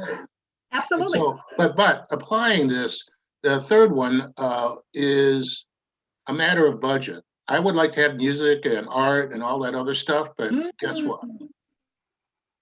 Yeah. So Phil, tell me more, because what you said is really profound. And I go back to that whole, this slide here on the right with the elephant and the blind men, very similar to the poem, is what you said is everybody sees this differently, right? And so that's why we're going to continue to wrestle with developing what does equity mean. So Phil, I'm going to ask you, what does equity mean to you?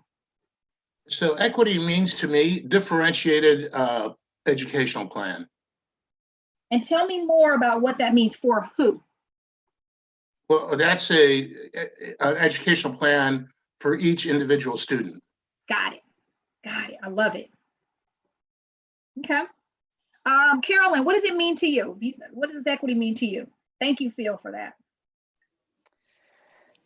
Well, before I answer that, I just wanted to, using this drawing that we have here on the left, and the Masters of Governance, I saw an addition to this that I thought was very interesting. Between equity and liberation, there was a drawing of transparent fence that was called justice, racial justice. Yeah. So I thought that was interesting because I feel like we can work on equity and we can also work on trying to make the fence. I mean, obviously we can get rid of the fence altogether. Yeah. That's wonderful, but perhaps that is just so difficult that if we could have a clear fence, that would also be a worthwhile goal. So I just wanted to add that. Yeah, that's interesting, Carolyn, because here's my pushback is what does the fence represent, right? And so that's what's interesting. Like, are the fence policies that governance teams put in place, right? Are they tests, right? Like those historical tests that you all will study in the history. What is it that is that fence? What is it representing, right? And I think that's what's really hard. And then I'll go to what Phil mentioned too, in connection to what you said, Carolyn, is also educational equity, which is really looking at kind of kids all together. We haven't named a particular kid, right? But then if you talk about a kids of color based on race, right? And again, we have to unpack what does kids of color mean?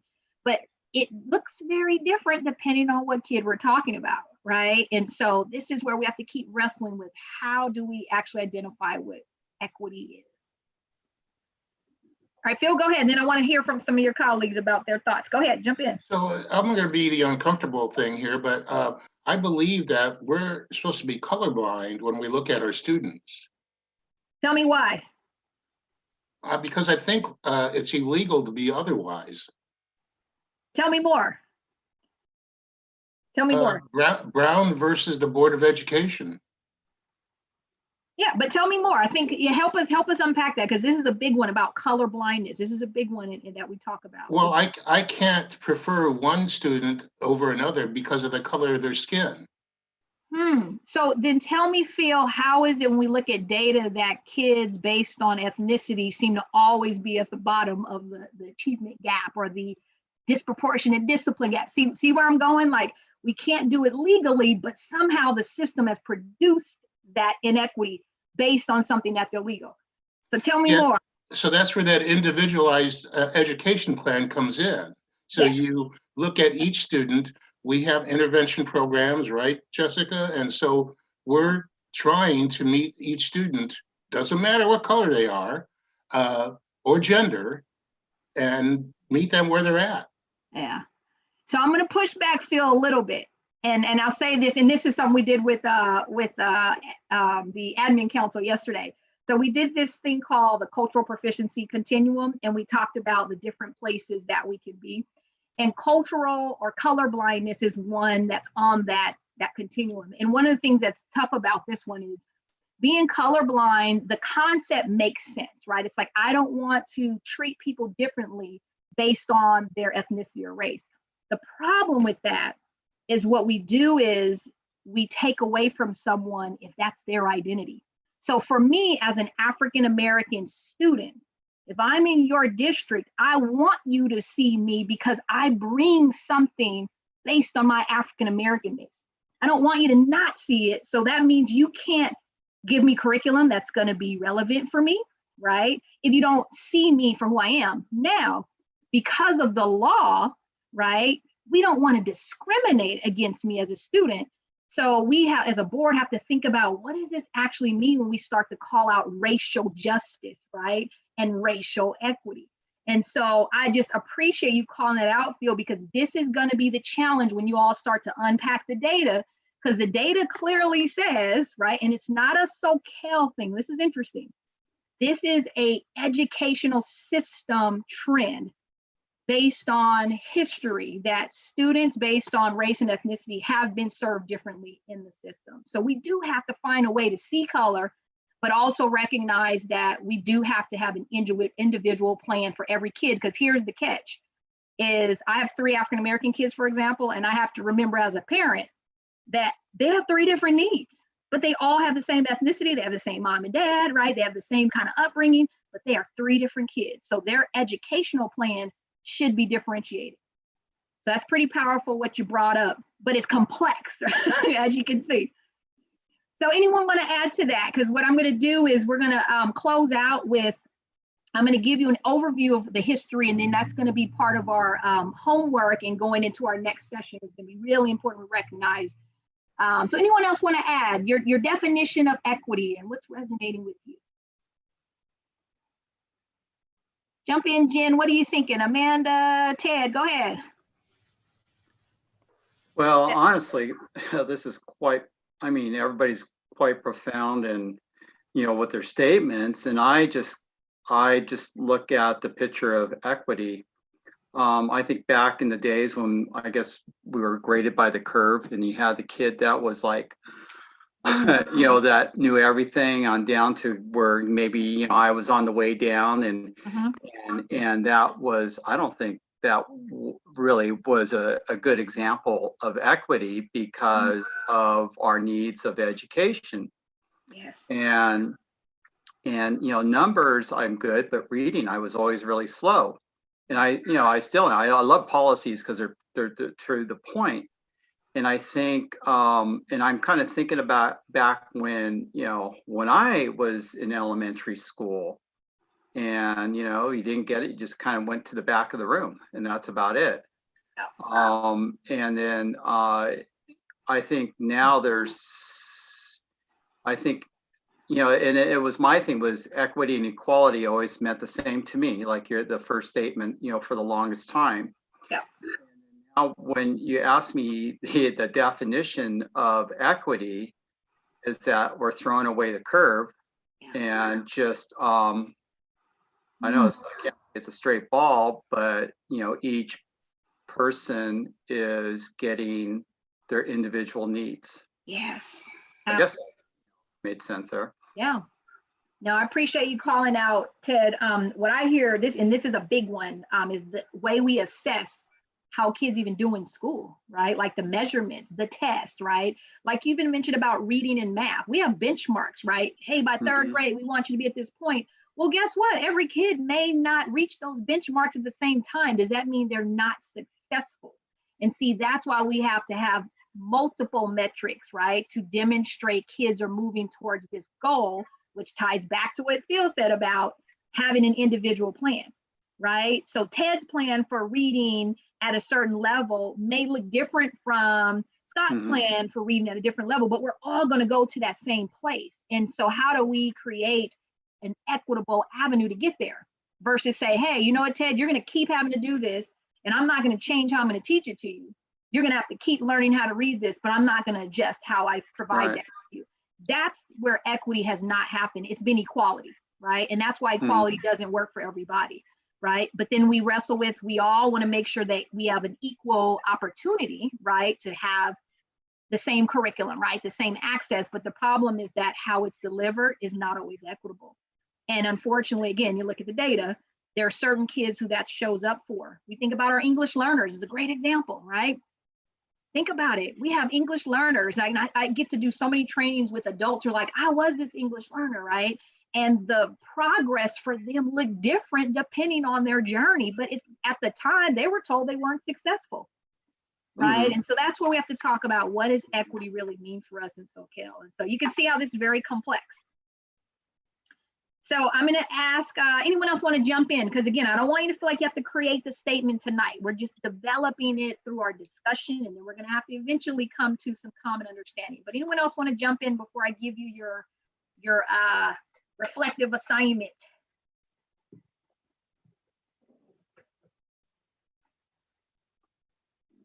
Jen, Amanda, I think Scott, I'm not sure if you jumped in yet. Any of you want to jump in and just add to it about equity, what it means? Well, since you offered, I'll give my 2 cents. Whenever I look at this, having looked at this image or ones like it many times, it's a great jumping off point. It's so visual.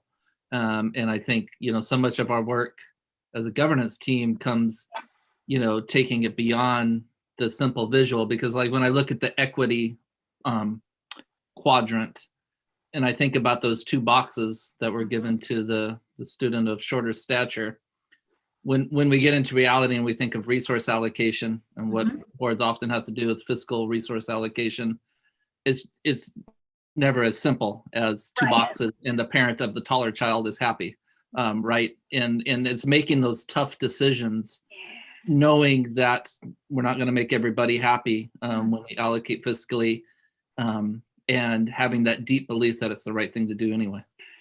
Yeah, powerful. Powerful. Yeah, that's the barrier that we're definitely going to have to come up against. Everyone may not see that. But this is why we want to create that statement together, so that the community understands when the board makes that decision about how we allocate resources, they understand why, right? And that even the parent of the taller kid understands why. They should be a part of the conversation, right? And if I'm the parent of the taller kid, I have to understand why you're making this different decision. And I've been used to you making the opposite where it benefited my kid for so long, right? I need to understand that, hey, your kid's going to be all right, even though we're shifting resources here.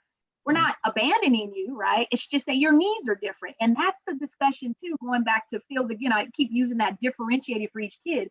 Our high achieving kids, right? Our kids who seem to have everything and we think equity doesn't apply to them. You got to remember, equity applies to all kids, but the work is focused on addressing the needs of the kids who need it the most. But if we have our high achieving kids who, let's just say you got a 6th grader, a 5th grader who is emotionally struggling, right? But they have great test scores. Does equity apply to them? Absolutely. Their need just may be different, but their grades could fall, right? Because they are emotionally, maybe there's abuse at home, right? Maybe they're dealing with some trauma that has nothing to do with being a kid of color and all those kind of things we think equity is about. So that's why it's important to have a statement and a definition of what does this really mean? So Amanda, Jen, you want to add to it before we close out? I don't think I have a way of being particularly succinct, to be honest. I think I brought this up last time, but I do keep kind of going back to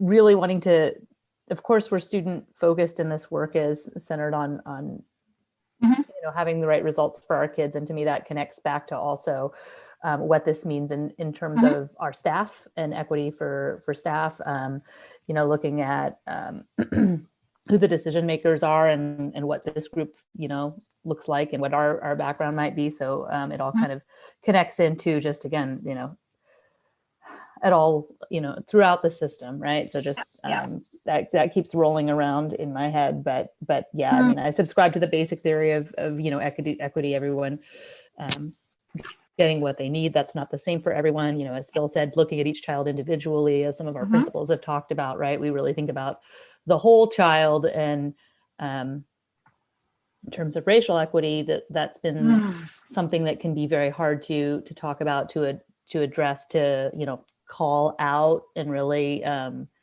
zero in on and drill down upon. And so See, I Yeah. just go and go and go. So I'm going to press pause on me for now. Amanda, you're on to something though. And this is where we got to go in the future, because your district is wanting to focus on racial equity, right? And I think without us really going deep into what does race mean, right? How does that apply to a student who identifies based on the data as white? Does that mean racial equity doesn't apply, right? And so here's where we have to unpack, what does race mean versus ethnicity, right? Versus cultural identity. And I think that's where this work gets complex. Like, well, how do we address these things when we define race in certain ways? And so where you're going makes total sense to me. And what I heard you say clearly was whole child, right? That's a different conversation than just saying students of color, which is why I love the equity definition of the National Equity Project, because that last one, and I don't know if it was Phil or Ted, I can't remember which one, and I think it might have been you, Phil, but that last one about discovering, cultivating unique gifts, and I think you mentioned about having like, the arts, right? And the things that we typically take out of education, right? This is where that whole child comes into place, because every kid has different needs. And part of, again, I go back to when I started a conversation in the very beginning, and I talked about the events happening today as we speak, right? Still, racism has harmed everybody. So we have to really be mindful of, yes, we have to address those that have been oppressed by racism, right? And we don't play racial oppression, right? Like, I'm sorry, oppression Olympics, we call it. We don't say this group's been oppressed more than this one, but you do have to acknowledge it. And then also recognize that it is harmed everyone, right? So I appreciate what you said, Amanda. I think it's powerful.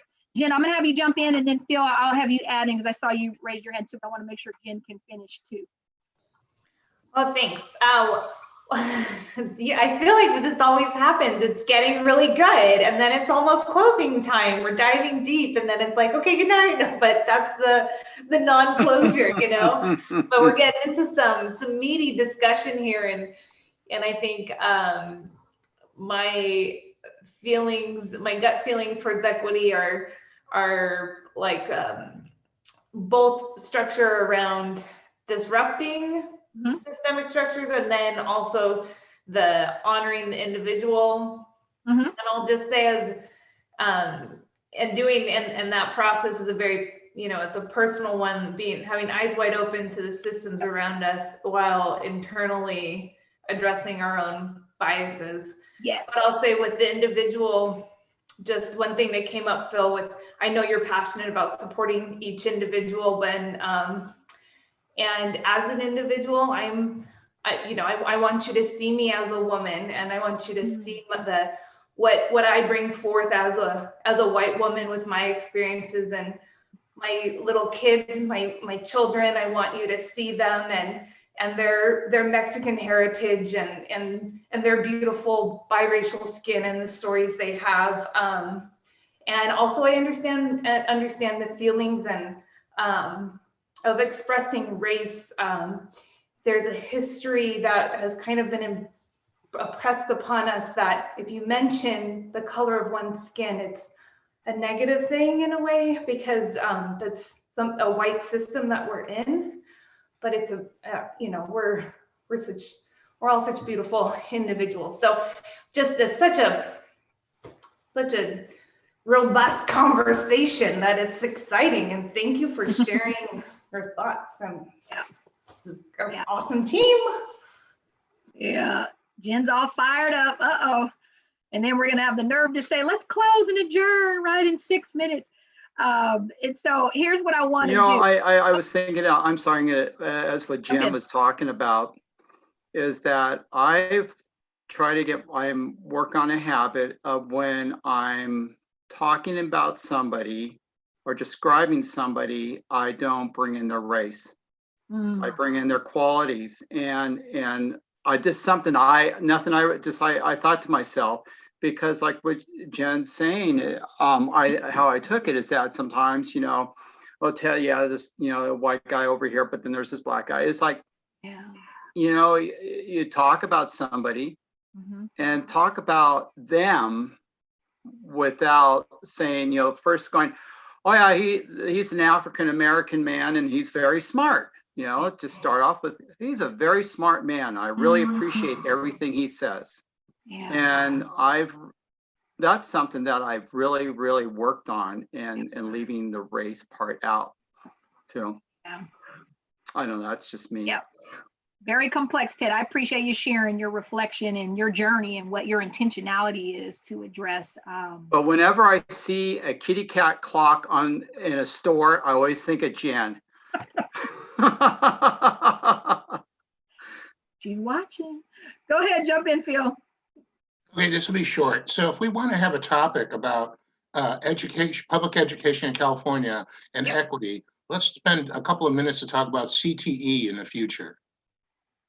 CTE. Okay, yeah, we'll definitely add that. That is definitely something we can add to our actions to consider.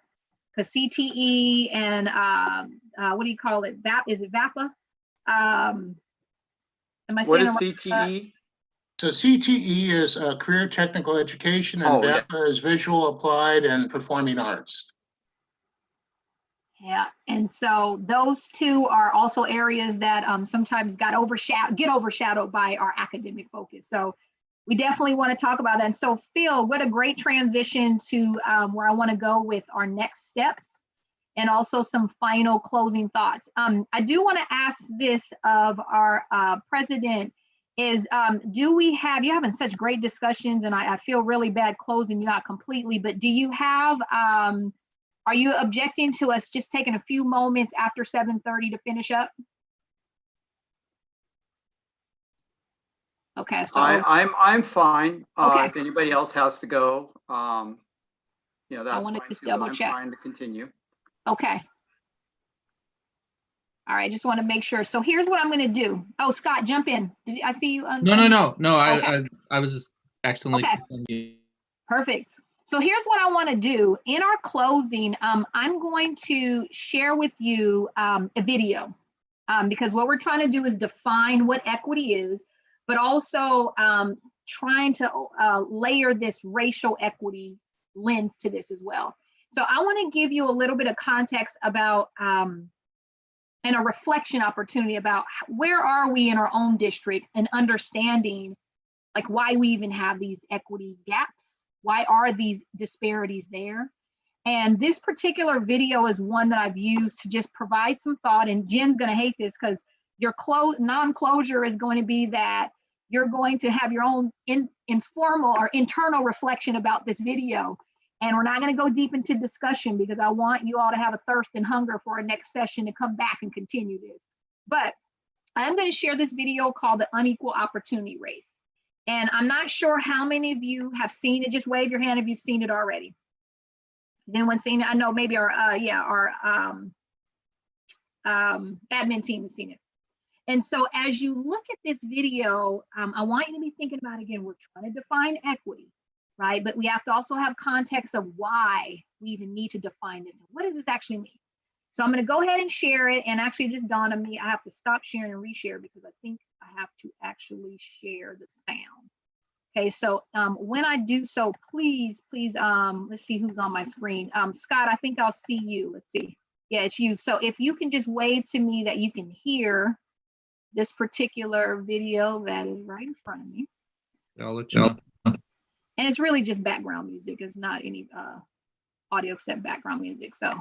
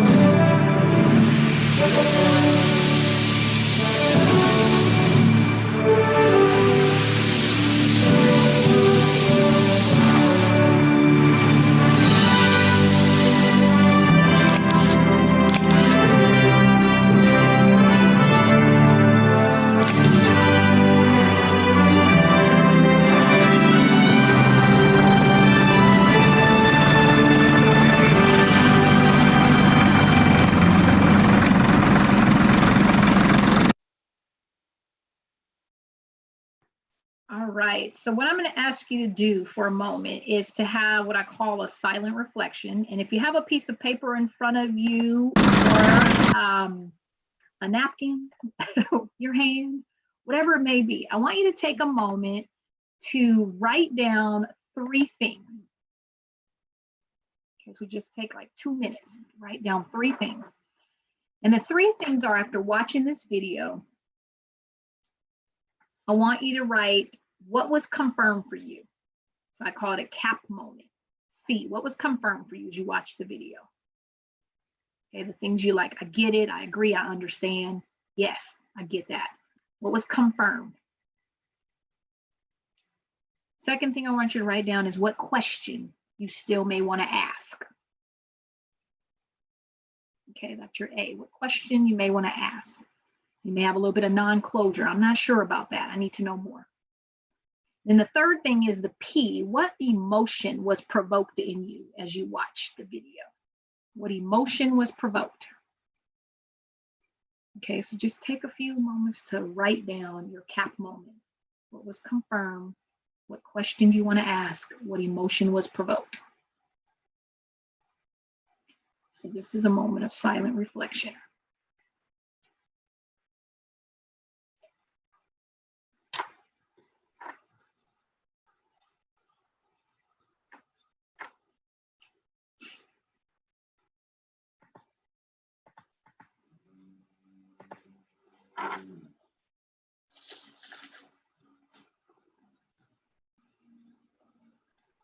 So I'm going to give you about 1 more minute to continue with your silent reflection, your cap moment.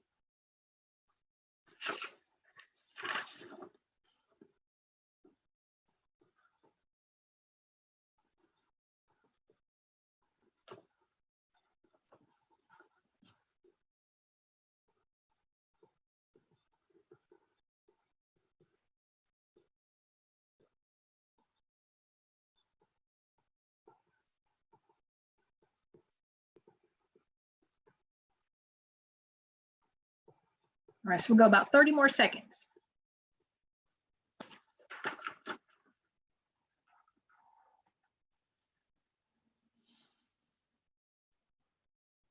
As you process that last P, the emotion, just make sure you take deep breaths of your process and your emotional response to that too.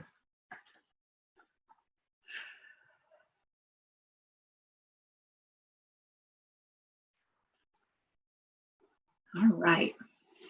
So I want to make a connection to that last agreement, non-closure.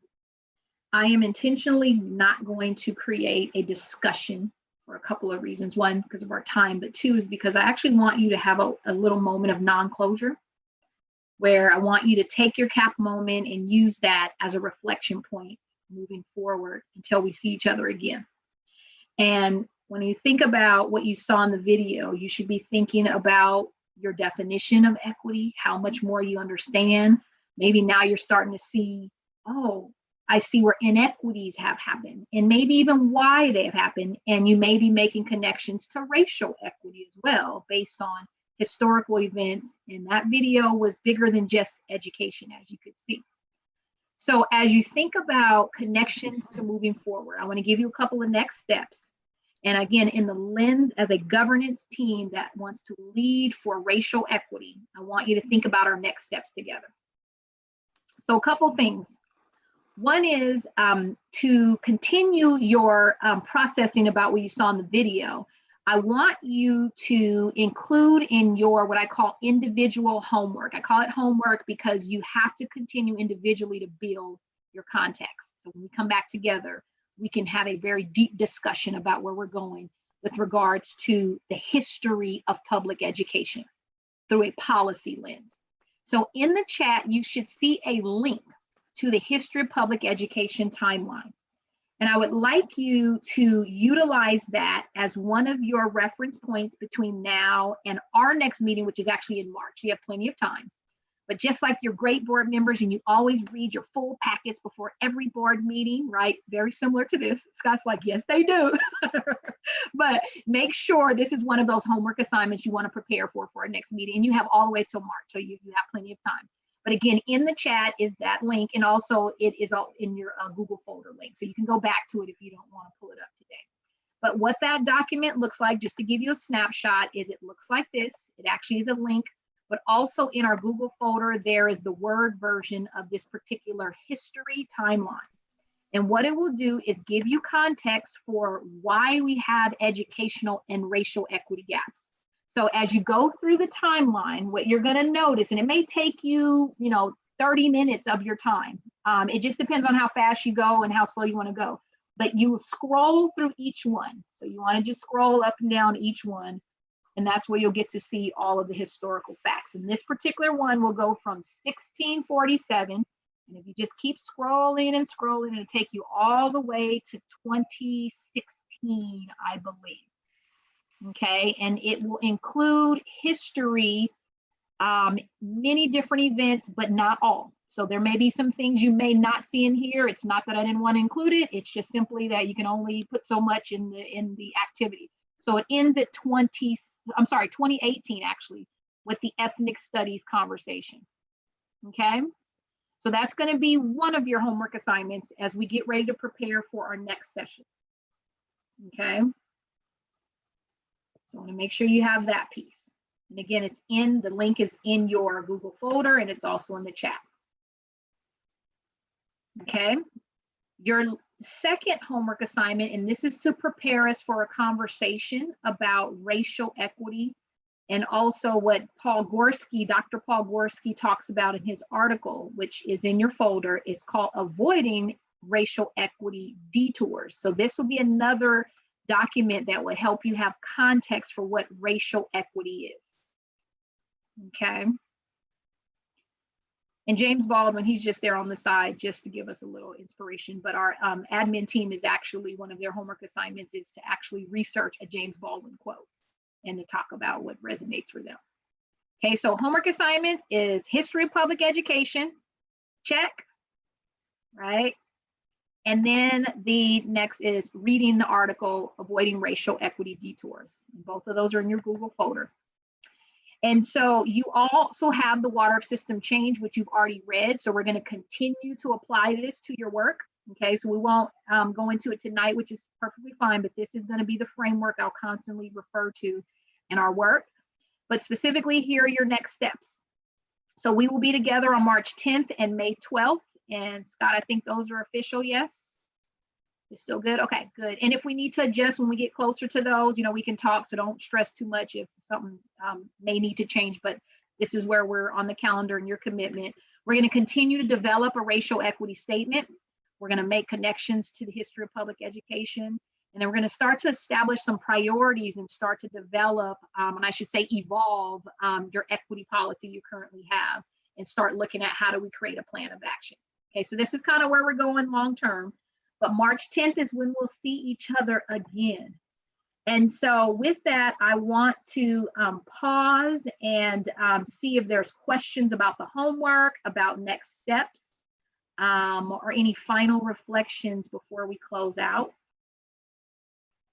And I will. The link for the homework, is it going to be emailed to us, or do we have it in the Google Drive?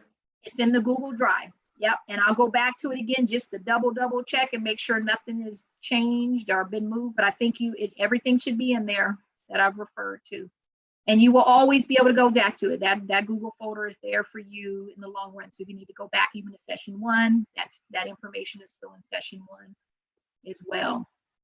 So on behalf of Dr. Holton, she was unable to join us tonight, which I actually told her I did the executive decision as the CEO of our company to say, hey, Associate Dr. Holt, you need to stay on your moment away from their kids. So they have 5 children, and her husband's birthday was this past weekend. So they actually went out of town. I think she's in the Dominican Republic, of all places. And so I told her, don't worry about it. I'll take care of tonight, but she misses you all and wishes you well. And she also has been working with me behind the scenes to make sure that we can continue to support. So please reach out. And if you need a thought partner, you have questions, you need resources, we're here to support you. Okay, so with that, thank you, President Donnelly, for allowing extra time for our last closeout. We went over just a little, but I just want to thank you all for locking arms on this journey. We're all in this together. I'm super excited. Thank you, Scott, for our partnership and your vision as leader, and for the staff who joined tonight. Hopefully, the governance team, you feel a little bit more, a little bit stronger, a little bit more aware. You may feel a little overwhelmed right now, but you definitely have been unpacking some work that historically school boards have not always done in our nation. So I just want to commend you on that. And we'll pass the virtual mic back to your president or to superintendent. I'm not sure which one of you all are having any closing comments, but thank you. And again, I'll hang out if there's any questions or any thoughts. So thank you very much for hanging out with me tonight and engaging in this very important work. I really admire you all for it. Oh, closing thoughts. Thank you. I mean, you really covered quite a bit in a little time. And like Jen says, like, wow, the momentum gets going and then bam, you know, so yeah, and thank you for being here and doing this. I'm not sure if anybody has anything to add to that. If so, please do. If not, then Scott, anything before I adjourn the I'll meeting? just put in a little plug is, I don't know if you can see it through my screen there. My virtual screen is messing up, sorry. It's the latest issue of Leadership Magazine. Sorry for the virtual screen, I made a mistake. The Leadership Magazine from AXA is all about equity through the lens of data. So try to get a better view there. Downside of a virtual screen. So if there's any good articles in there, I'll share them out. And sorry for the mistake. Oh. So this word has been used a few times, and I'm sure people really understand it. And I don't really totally understand it when it's used, but marginalization or marginalized. So Nicole, can you kind of just quickly give us a definition of that and how it's, you know, what it means basically? Yeah. Well, I'll give you the short version because I know you're at the end, but I will also notate that we can go deep into the terms in our future sessions because I think there's a lot of terms to unpack. But when we talk about marginalized students or people, it typically is centered around people's identity and where they may have been discriminated against, right? Based on a form of oppression. So there have been people marginalized based on being a female, right, versus a male. So it talks about like power, right? Like who has had the power, and people have been targets of oppression based on their identity. So being marginalized often refers to people who have been targets of oppression. And so you can, as lots who can kind of fill those boxes in, but feeling like you have not been included, right? So when we talk about inclusive practices, there are some have been marginalized and kind of placed, and we call it in the margins, literally, right?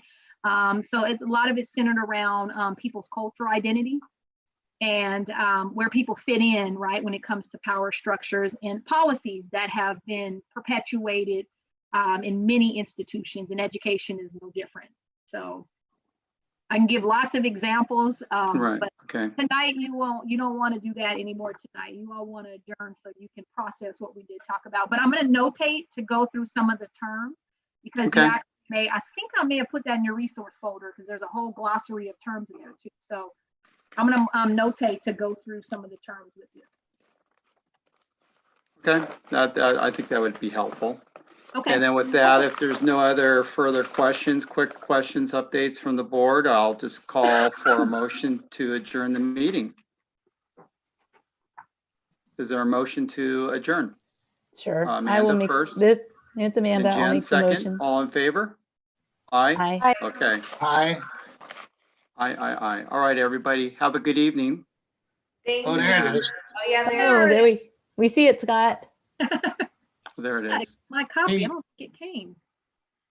So Ted and Scott, I don't point with what we should be studying. so Ted and Scott, can you guys check with the county and see if it's a baby bust coming up here in the next month or two? What? Because of the pandemic, Oh, pregnancy birth rates are. Oh, Well, we are doing a demographic study, so hmm. I don't know. I don't know if it'll be that current, but okay. Wow. So in 4 or 5 years, we would expect a dip. Okay. That's something to think about. Okay, everybody, have a good evening. Good Thank night. you, everyone. Thank you, Linda, if you're still there. Thank you. Good night. Encourage everybody. Yes.